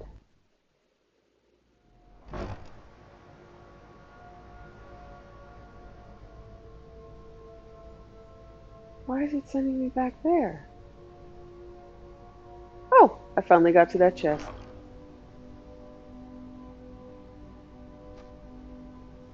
Okie dokie.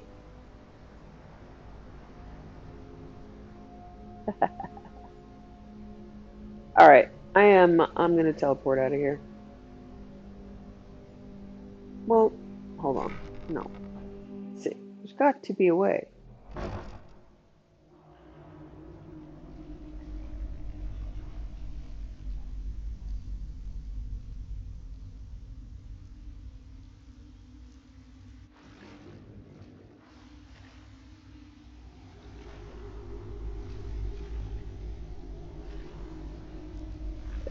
Okay. Alright, I finally got to that chest. That's fine. I'm out of here.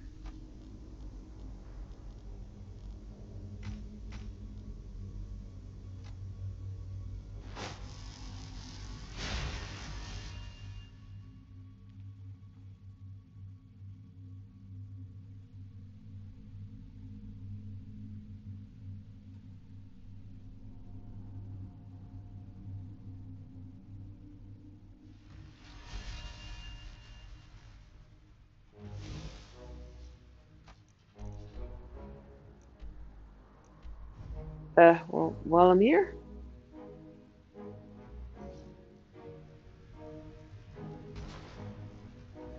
finish up Baron Saya. Let's have a drink or eat some.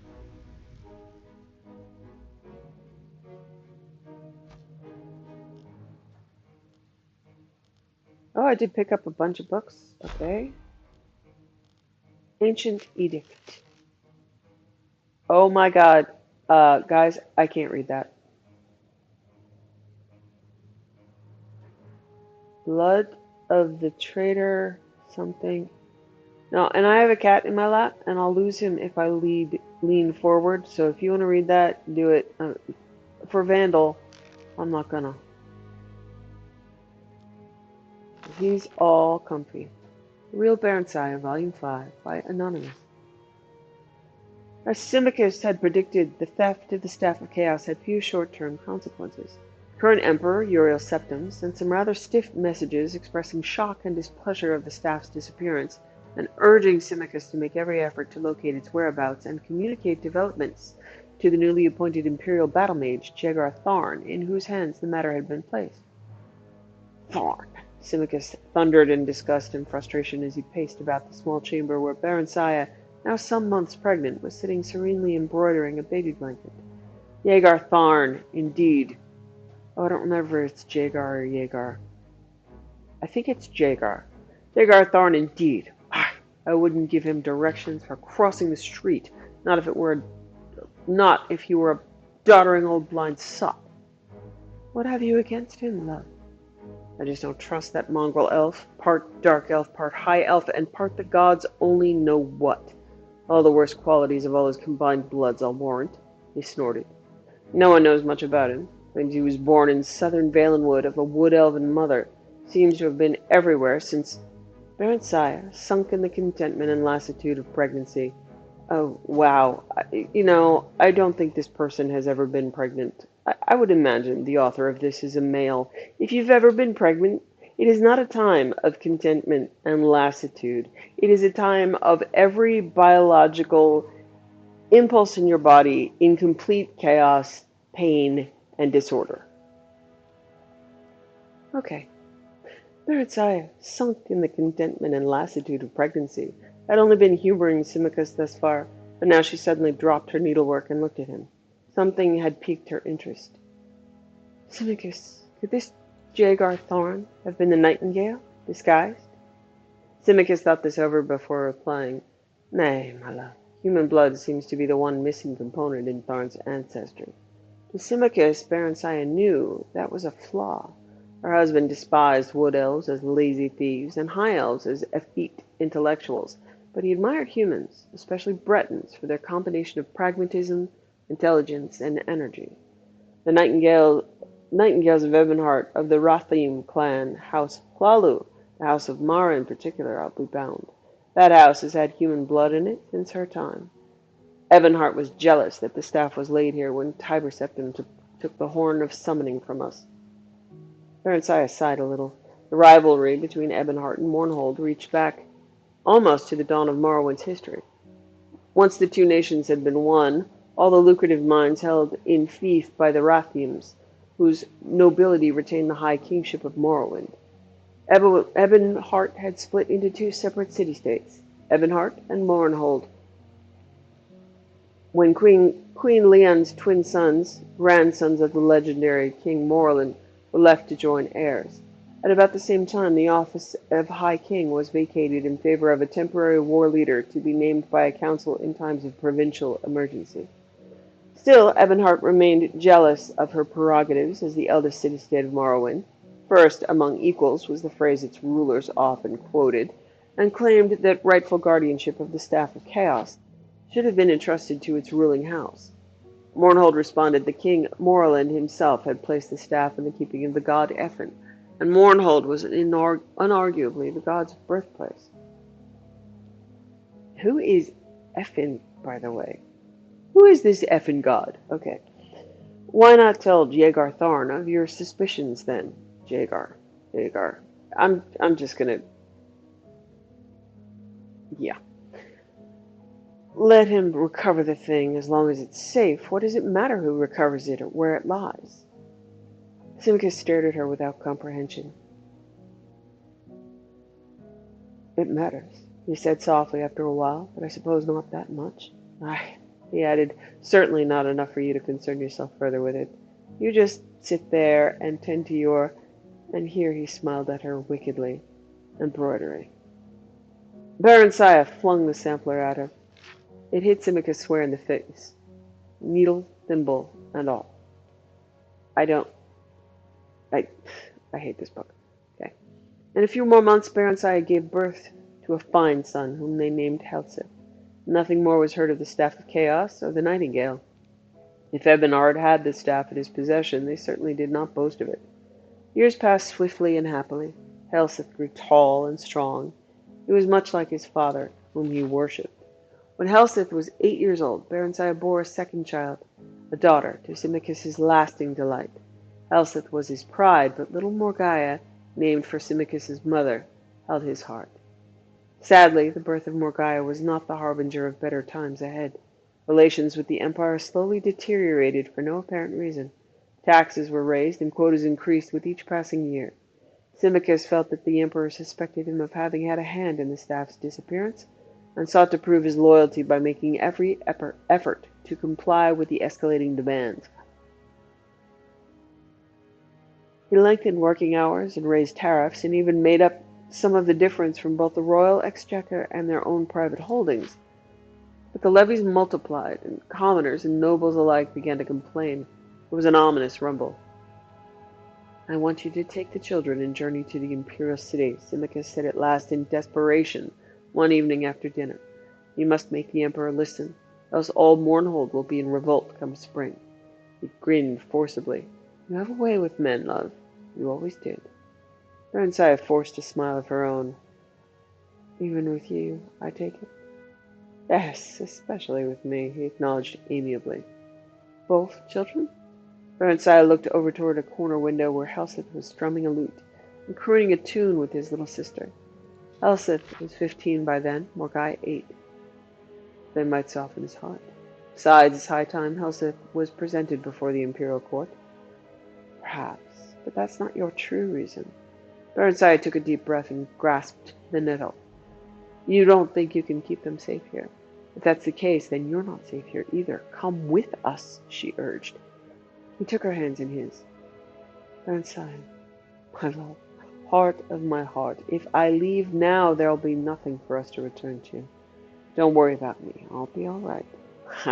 I can take care of myself, and I can do it better if I'm not worrying about you or the children." Barensiah laid her head against his chest. "Just remember that we need you. I need you. We can do without the rest of it if we have each other. Empty hands and empty bellies are easier to bear than an empty heart." She started to cry, thinking of the Nightingale and that sordid business with the staff. "My foolishness has brought us to this pass." He smiled at her tenderly. "If so, 'tis not so bad a place to be." His eyes rested indulgently on their children. "None of us shall ever go without, or want for anything. Ever. Ever, my love. I promise you. It cost you everything once, Barensiah. I and Tiber Septim. Without the aid of Empire would never... Without my aid, the Empire would never have begun. I helped us rise." His voice hardened. "I can bring about its fall. You may tell Uriel Septim that, and that my patience is not infinite." Oh, wow, what a bad fucking idea. Ugh. Okay. Barensiah gasped. Symmachus was not given to empty threats. She'd no more imagined that he would ever turn against the Empire than that the old house wolf lying by the grate would turn on her. "How?" she demanded breathlessly, but he shook his head. "Better that you not know. Just tell him what I told you. It should prove... Just tell him what I told you should he prove recalcitrant, and do not fear. He's septim enough that he will not take it out on the messenger." He smiled grimly. "Or if he does, if he ever harms the least hair on you, my love, or the children, so help me all the gods of Tamriel, he'd pray that he hadn't been born. Aye, I'll hunt him down, him and his entire family, and I won't rest until the last septim is dead." The red, dark elven eyes of Symmachus gleamed brightly in the ebbing firelight. "I plight you that oath, my love, my queen, my Barensiah." Barensiah held him as tight as she could, but in spite of the warmth in his embrace, she couldn't help shivering. Because he's an idiot. You don't threaten power when you are begging for power and when you are at your weakest. What the fuck? You can't even save Mournhold and you want to... threaten an emperor that doesn't like you, that you're going to take down everything? Yeah, you're an idiot. Baron stood before the emperor's throne, trying to explain Morthold's straits. She'd waited weeks for an audience with Uriel Septim, having been fobbed off on this pretext or that. His Majesty is indisposed. An urgent matter demands His Excellency's attention. I'm sorry, Your Highness. There must be some mistake. Your appointment is for next week. No, see, and now it wasn't even going well. The Emperor did not even make the slightest pretense of listening to her. He hadn't invited her to sit, nor had he dismissed the children. Elsith stood still as a carved image, but the Umorgai had begun to fuss. The state of her own mind didn't help her any. Shortly upon arrival at her lodgings, the Mournholdian ambassador to the imperial city had demanded entry, bringing with him a sheaf of dispatches from Symmachus. Bad news, and plenty of it. The revolt had finally begun. The peasants had organized around a few disgruntled members of Mournhold's minor nobility and were demanding Symmachus step down and hand over the reins of government. Only the imperial guard and a handful of troops whose families had been retainers of Baron Saya's house for generations stood between Symmachus and the rabble. Hostilities had already broken out, but apparently Symmachus was safe and still in control. Not for long, he wrote. He entreated Baron Saya to try her best with the emperor, but in any case she was to stay in the imperial city until he wrote to tell her it was safe to go back home with the children. She tried to barge her way through the imperial bureaucracy with little success, and to add to her growing panic, all news from Mournhold had come to a sudden stop. Tottering between rage at the emperor's numerous majordomos and fear of the fate awaiting her and her family, the weeks had passed by tensely, agonizingly, remorselessly. Then one day the Mournholdian ambassador came calling to tell her she should expect news from Symmachus the following night at the latest. Not through the regular channels, but by Nighthawk. Seemingly by the same stroke of luck, she was informed the same day by a clerk of the imperial court that Uriel Septim had finally consented to grant her an audience early on the morrow. The emperor greeted the three of them when they came in with the audience chamber with a too bright smile of welcome that nonetheless didn't reach his eyes. Then, as she presented her children, he had gazed at them with a fixed attention that was real, yet somehow inappropriate. Baron Saya had been dealing with humans for nearly 500 years now, and had developed the skill of reading their expressions and movements that was far beyond what any human could ever perceive. Try as the emperor might to conceal it, there was hunger in his eyes, and something else. Regret? Yes, regret. But why? He had several fine children of his own. Why covet hers? And why look at her with such a vicious, however brief, yearning? Perhaps he had tired of his consort. Humans were notoriously, though predictably, inconstant. After that one long, burning glance, his gaze had shifted away as she began to speak of her mission and the violence that had erupted in Mournhold. He sat as stone through her entire account. Puzzled at his inertia, and vexed no end, Baron Saya stared into the pale, set face, looking for some trace of the Septims she'd known in the past. She didn't know Uriel Septim well, having met him once when he was still a child, and then again at his coronation 20 years later. Twice, that was all. He'd been a stern and dignified presence at the ceremony, even as a young adult, yet not icily remote as this more mature man was. In fact, despite the physical resemblance, he didn't seem to be the same man at all. Not the same, yet something about him was familiar to her, more familiar than it should be, some trick of posture or gesture. Suddenly she felt very hot, as if lava had been poured over her. Illusion. She had studied the arts of illusion well since the nightingale had deceived her so badly. She had learned to detect it, and she felt it now, as certainly as a blind man could feel the sun on his face. Illusion? But why? Her mind worked furiously, even as her mouth went on reciting details about Mournhold's troubles. Vanity? Humans were oft as ashamed at the signs of aging as elves were proud to exhibit them, yet the face Uriel Septim wore seemed consistent with his age. Burnside dared use none of her own magic. Even petty nobles had means of detecting magicka, if not actually shielding themselves from its effects within their own halls. The use of sorcery here would bring down the Emperor's wrath as surely as drawing a dagger would. Magic. Illusion. Suddenly she was brought to mind of the nightingale, and then he was sitting before her. Then the vision changed, and it was Uriel Septim. He looked sad, trapped, and then the vision faded once more, and another man sat in his place, like the nightingale, and yet unlike. Pale skin, bloodshot eyes, elven ears, and about him a fierce glow of concentrated malice, an aura of eldritch energy, horrible, destructive shimmer. This man was capable of anything. And then once again she was looking at the face of Uriel Septim. How could she be sure she wasn't imagining things? Perhaps her mind was playing tricks on her.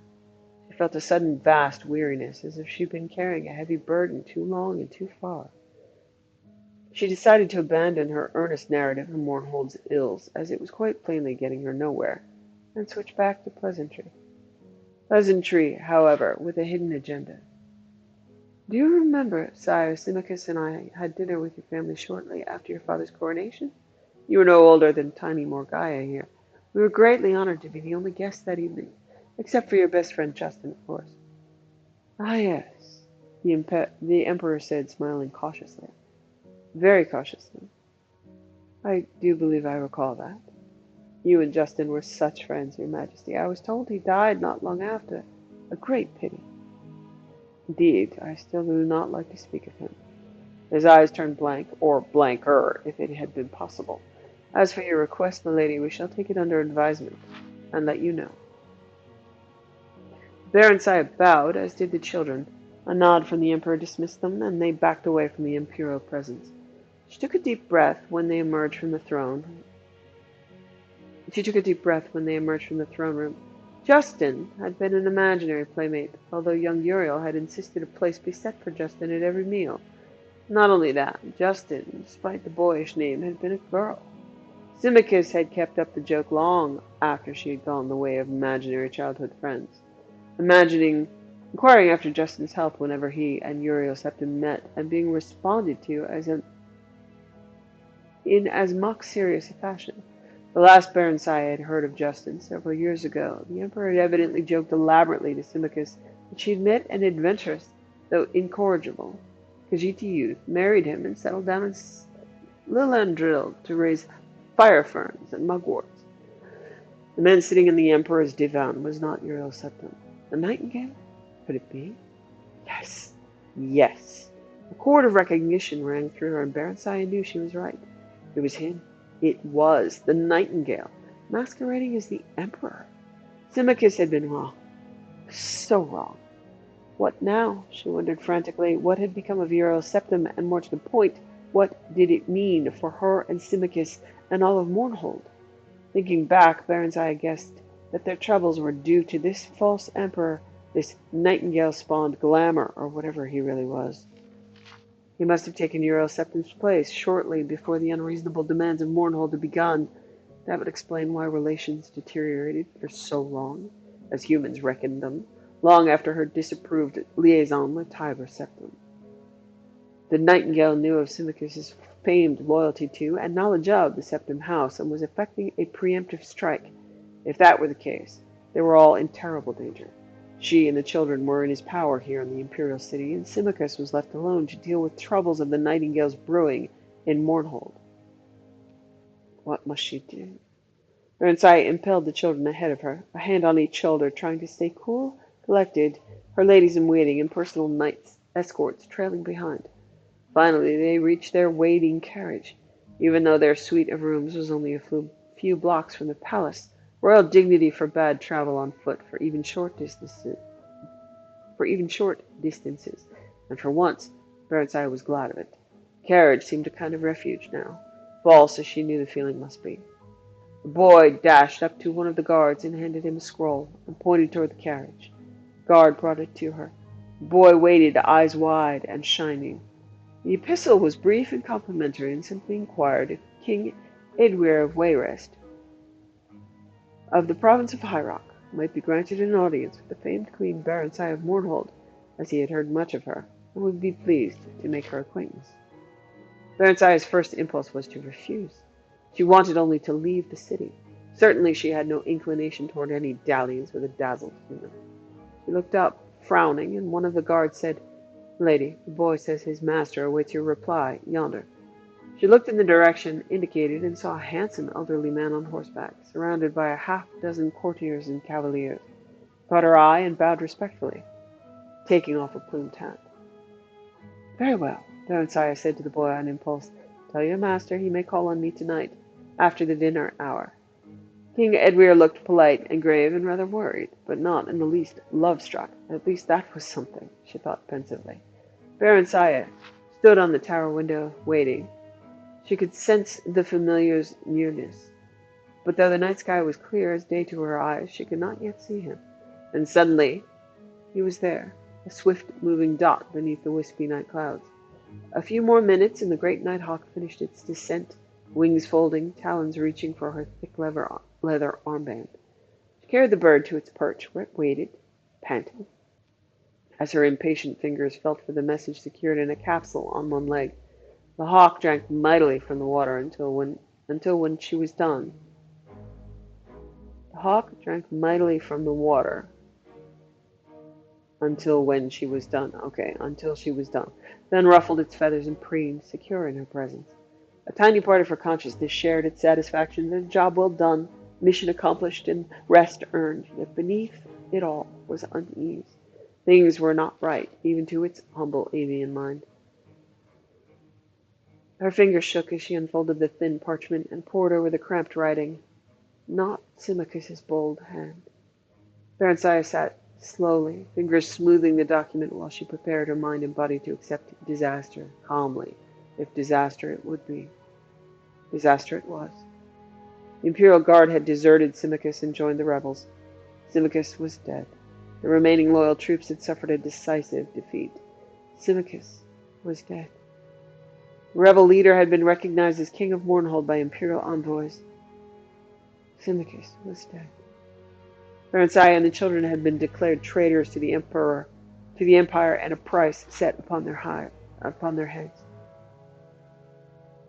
Symmachus was dead.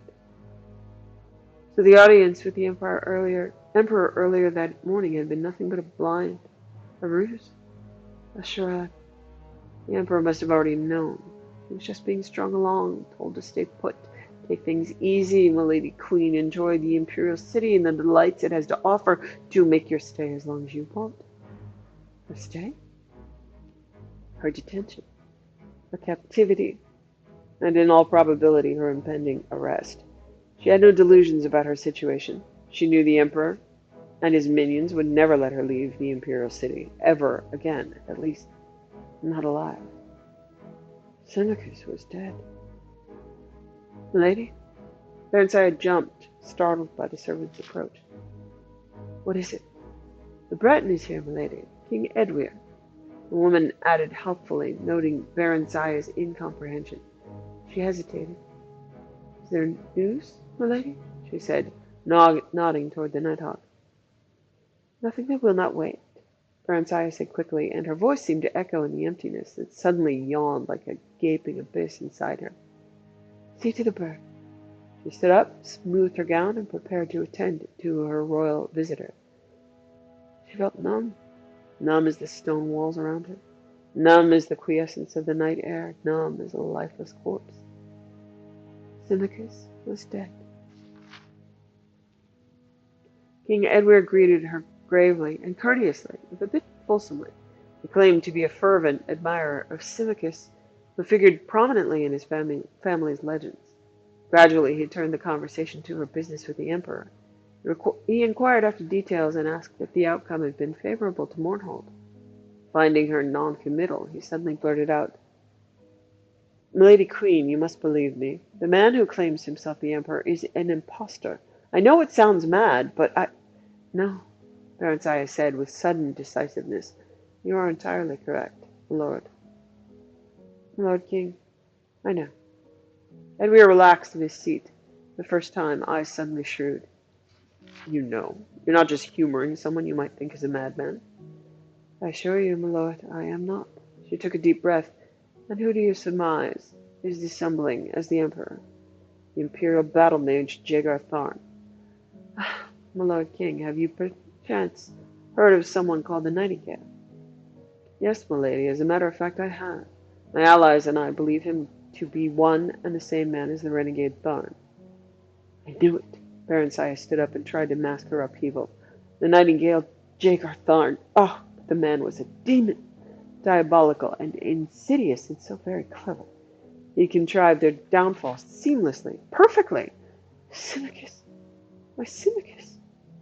Edward coughed diffidently. Milady, we need your aid. Baron Saya smiled grimly at the irony. I do believe I should be the one saying those words, but go on, please. Of what assistance might I be, my Lord King? Quickly the monarch outlined a plot.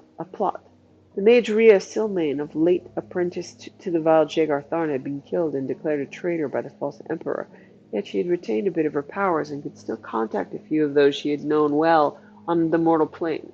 She had chosen a champion who would undertake to find the Staff of Chaos, which had been hidden by the traitorous sorcerer in an unknown site. This champion was to wield the staff's power to destroy Jagar Tharn, who was otherwise invulnerable, and rescue the true emperor being held prisoner in another dimension. However, the champion, while thankfully still alive, now languished in the imperial dungeons. Tharn's attention must be diverted while the chosen one gained freedom with Rhea's spirit's help. Baron Sai had the false emperor's ears, and seemingly his eyes. Would she provide the necessary distraction? I suppose I could obtain another audience with him, Baron Sai said carefully, but would that be sufficient? I must tell you that my children and I have just been recently declared traitors to the Empire. In Mournhold, perhaps, milady, and Morrowind, things are different in the Imperial City and the Imperial Province. The same administrative morass that makes it near impossible to obtain an audience with the Emperor and his ministers also quite assures that you will never be unlawfully imprisoned or otherwise punished without benefit of due legal process. In your case, milady, and your children's, the situation is further exacerbated by your royal rank. As queen and heirs apparent, your persons are considered inviolable. Sacrosanct, in fact. The king grinned. The imperial bureaucracy, milady, is a double-edged claymore. Yeah, that's not how politics work. This is so dumb. So, at least she and the children were safe for the time being. Then a thought struck her. My Lord King, what did you mean earlier when you said I had the false emperor's eyes? And seemingly, at that. Edward looked uncomfortable. It was whispered among the servants that Jagar Tharn kept your likeness in a sort of shrine in his chambers. I see. Her thoughts wandered momentarily to that insane romance with hers with the Nightingale. She'd been madly in love with him. Foolish woman. And the man she had once loved had caused to be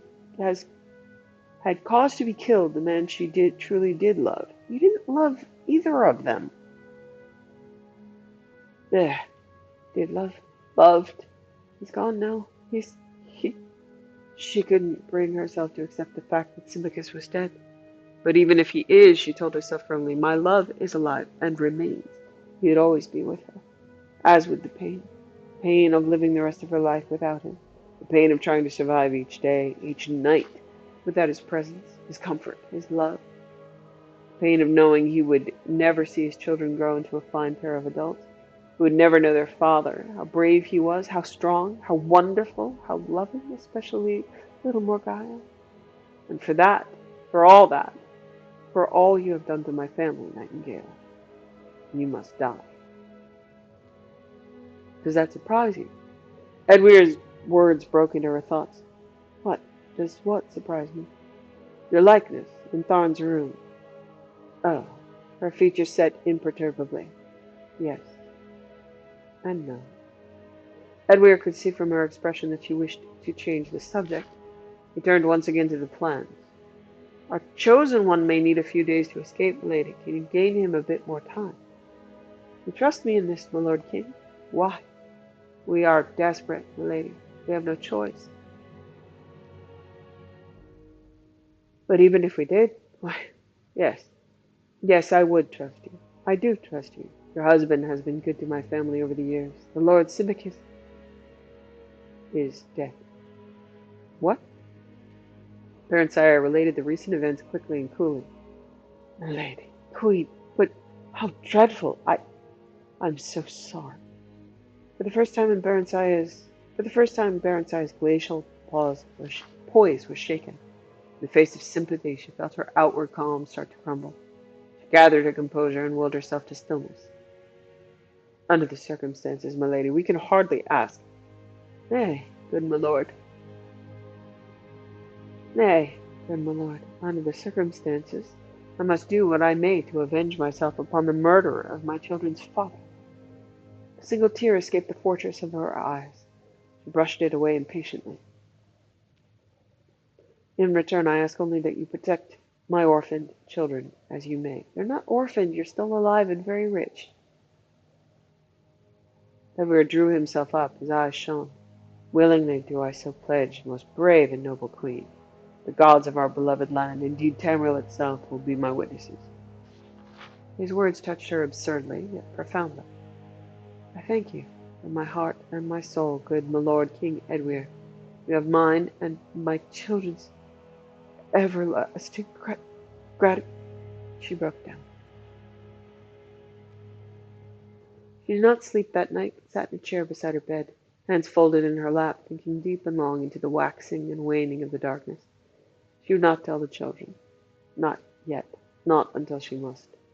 She had no need to seek another audience with the Emperor. The summons arrived at first light. She told the children she expected to be gone a few days, bade them give the servants no trouble, and kissed them good-bye. Morgana whimpered a bit. She was bored and lonely in the imperial city. Helseth looked dour, but said nothing. He was very like his father. His father. At the imperial palace, Barentsire was escorted not into the great audience hall, but to a small parlor where the emperor sat at a solitary breakfast.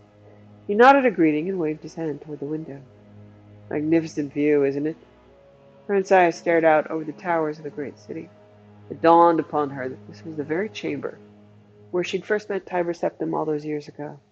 Centuries ago. Tiber Septim. Another man she had loved. You never actually knew any of these men. Can we say, like, wanted or coveted or... I don't think love is a part of the story. Who else had she loved? Symmachus. I get that you and Symmachus were eventually friends, but I don't see any evidence of love. Tiber Septim. And Straw. She remembered the big blonde stable boy with sudden and intense affection. She never realized it till now, but she had loved Straw. Really? Only she'd never let him know. Why are we doing this? She'd been so young then. Those had been her carefree days, halcyon days, before everything, before all this, before him. Not Symmachus, the nightingale. She was shocked in spite of herself. The man could still affect her, even now, even after all that had happened. A strong wave of inchoate emotion swept over her. When she turned back at last, Euro Septim had vanished. The nightingale sat in his place. You knew, he said quietly, scanning her face. You knew. Instantly. I wanted to surprise you. You might at least have pretended. Barentsire spread her arms, trying to pacify the maelstrom churning deep inside her. I'm afraid my skill at pretense is no match for yours, my liege. You're angry. Just a little, I must admit, she said. I don't know about you, but I find betrayal a trifle offensive. How human of you. What do you want of me? Now you are pretending. He stood up to face her directly. You know what I want of you. You want to torment me? Go ahead. I'm in your power, but leave my children alone. Oh, no. No. I don't want all of that, Barentsire. Came near, speaking low in the old caressing voice that had sent shivers cascading through her body. Same voice that was doing the same to her, here and now. Don't you see? This was the only way. His hands closed on her arms. She felt her resolve fading, her disgust at him weakening. Oh, I'm so grossed out. You could have taken me with you. Unbidden tears gathered in her eyes. He shook his head. I didn't have the power. But now, I have it all. Mine to have, mine to share, mine to give to you. And once more waved his hand toward the window in the city beyond. All Tamriel is mine to lay at your feet, and that is only the beginning. It's too late. Too late. You left me to him. He's dead. The peasant's dead. A scant few years. What do they matter? The children can be adopted by me, and we'll have others together, Baron Sire. Oh, what children they'll be. What things we shall pass on to them. Your beauty and my magic. I have powers you haven't dreamt of, not in your most untamed imaginings. He moved to kiss her. She slipped his grasp and turned away. You don't believe me? You do, you know. You're still angry, that's all. He smiled, but it didn't reach his eye. Tell me what you want, Baron Sire. Baron Sire, my beloved, tell me, it shall be yours. Her whole life flashed in front of her. The past, the present, and the future still to come. Different times, different lives, different Baron Sires. Which one was the real one? Sweetheart, Baron Sire, you are what I call a boob trampoline. You are the beautiful woman that has no agency, that doesn't do anything, but turns with every twist of plot to serve a male narrative. You, my dear, are a dark elven boob trampoline. You don't have an identity. Which one was the real one? Which one was the real Baron Sire? For by that choice she would determine the shape of her fate. She made it. She knew who the real Baron Sire was, and what she wanted. Yes, you are a boob trampoline upon which men jump to reach their heights. This is not hatred of men. This is hatred of authors writing women. And if they're male, or if they're female, please stop doing us this disservice. A walk in the garden, my liege, she said. A song or two, perhaps. The nightingale laughed. You want to be courted? And why not? You do it so well. It's been long, besides, since I've had the pleasure. He smiled. As you wish, my lady Queen Baron Sire. Your wish is my command. He took her hand and kissed it. Now and forever. And so they spent their days in courtship, walking, talking, singing, and laughing together while the Empire's business was left to subordinates. I'd like to see the staff, Baron Sire said idly one day. I only had a glimpse of it, you'll recall. He frowned. Nothing would give me greater pleasure, hearts to light, but that would be impossible. You don't trust me? Baron Sire pouted, but softened her lips when he leaned over for a kiss. Nonsense, love. Of course I do, but it isn't here. In fact, it isn't anywhere. He kissed her again, more passionately this time. You're talking in riddles again. I want to see it. You couldn't have destroyed it. Ah, you've gained in wisdom since last we met. You inspired my hunger for knowledge somewhat. She stood up. The Staff of Chaos can't be destroyed, and it can't be removed from Tamriel, not without the direst consequences to the land itself. Ah, you impress me, my love. All true. It is not destroyed, and it is not removed from Tamriel, and yet, as I said, it isn't anywhere. Can you solve the puzzle? He pulled her to him, and she leaned into his embrace. Here's a greater riddle still. How does one make one of two? That I can, and will show you. Their bodies merged, limbs tangled together. Later, when they had drawn a bit apart and he lay dozing, she thought sleepily, one of two, two of one, three of two, two of three. What cannot be destroyed or banished might be split apart, perhaps. She stood up, eyes blazing. She started to smile. The Nightingale kept a journal. He scribbled entries into it every night after quick reports from underlings. It was locked in a bureau, but the lock was a simple one.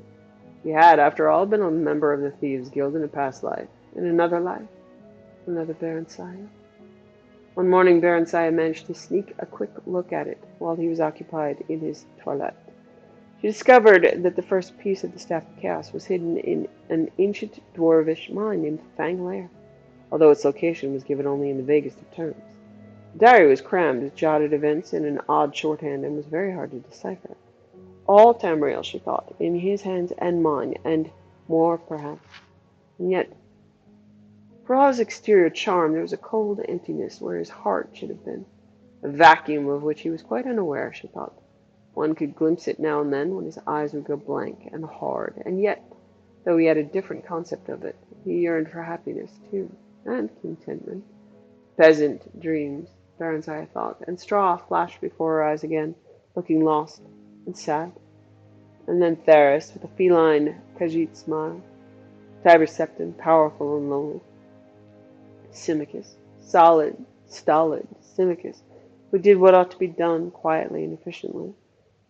The nightingale. The nightingale, a riddle and a certainty of both the darkness and the light. The nightingale who would rule all and more, and spread chaos in the name of order. It doesn't make any sense. Please stop. Barenziah got reluctant leave from him to visit her children, who had yet to be told of their father's death, and of the Emperor's offer of protection. She finally did, and it wasn't easy. Morgaya clung to her for what seemed an era, sobbing wretchedly while Helseth ran off into the garden to be alone, afterward refusing all her attempts to speak to him on the subject of his father, or even to let her hold him to her breast. Edwyr called on her while she was there. She told him what she had discovered so far, explaining that she must remain a while yet and learn more as she could. The nightingale teased her about her elderly admirer. He was quite aware of Edwyr's suspicion, but he wasn't the least bit perturbed, for no one took the old fool seriously. Barenziah even managed to arrange a reconciliation of sorts between them. Edwyr publicly recanted his misgivings, and his old friend, the Emperor, forgave him. He was afterward invited to dine with them at least once a week. The children liked Edwyr, even Helseth, who disapproved of his mother's liaison with the Emperor and consequently detested him. He had become surly and temperamental as the days passed, and frequently quarreled with both his mother and her lover. Edwyr was not happy with the affair either, and the nightingale took great delight at times in openly displaying his affection for Barenziah just to nettle the old man. They could not marry, of course, for Uriel Septim was already married. At least, not yet. The nightingale had exiled the Empress shortly after taking the Emperor's place, but had not dared harm her. She was given sanctuary by the Temple of the One.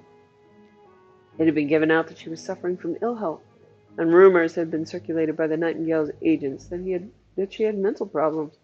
The Emperor's children had likewise been dispatched to various prisons all across Tamriel, disguised as schools.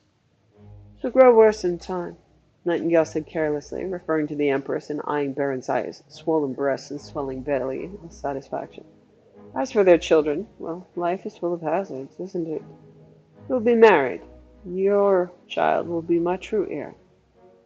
He did want the child. Barenziah was sure of that. She was far less sure, however, of his feelings for her. They argued continually now, often violently, usually about Helseth, whom he wanted to send away to school in Somerset Isle, the province furthest from the imperial city. Barenziah made no effort to avoid these altercations. The nightingale, after all, had no interest in a smooth, unruffled life, and besides, he thoroughly enjoyed making up afterward. Occasionally Barenziah would take the children and retreat to their old apartment, declaring she wanted no more to do with him, but he would always come to fetch her back, and she would always let herself be fetched back. It was ineffable, like the rising and setting of Tamriel's twin moons. How is that ineffable? That's very solid. Okay. She was 6 months pregnant before she finally deciphered the location of the last staff piece, an easy one, since every dark elf knew where the Mount of Dagoth-Ur was. When she next quarreled with the nightingale, she simply left the city with Edwyr and rode hard for High Rock and Wayrest. The nightingale was furious, but there was little he could do. His assassins were rather inept, and he dared not leave his seat of power to pursue them in person, nor could he openly declare war on Wayrest. He had no legitimate claim on her or her unborn child. True to form, the imperial city's nobility had disapproved of his liaison with Barenziah, as they had so many years of Tiber Septims, and were glad to see her go. Wayrest was equally distrustful of her, but Edwyr was fanatically loved by his prosperous little city-state, and allowances were readily made for his eccentricities. Versailles and Edward were married a year after the birth of her son by the nightingale. In spite of this unfortunate fact, Edward doted on her and her children. She, in her turn, did not love him, but she was fond of him.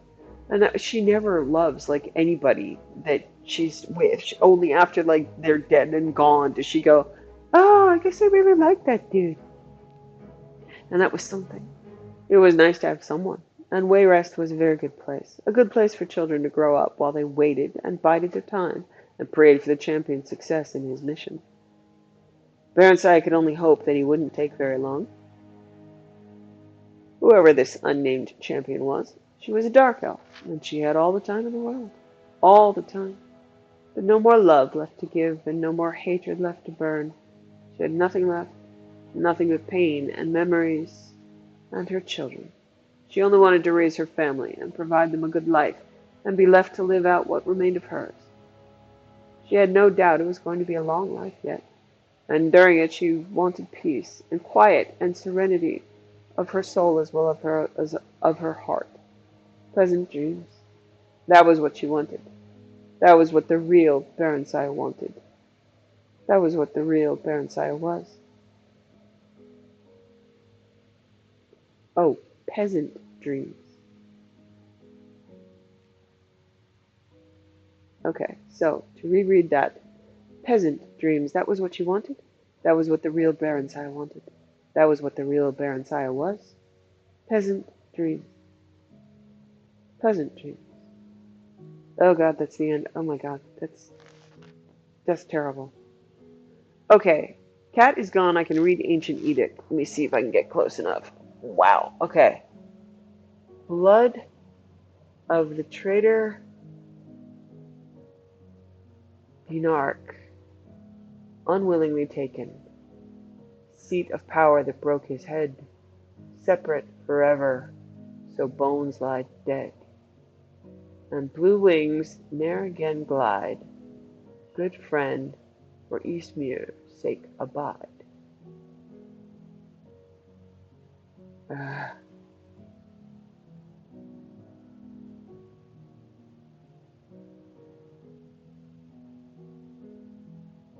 Something else burn like the souls who worshipped pride. Okay. That wasn't worth it. Thanks for watching. Wishing you found family, creative hobbies, a hot bath after a long day, and food you love as much as Saleya loves apple pies.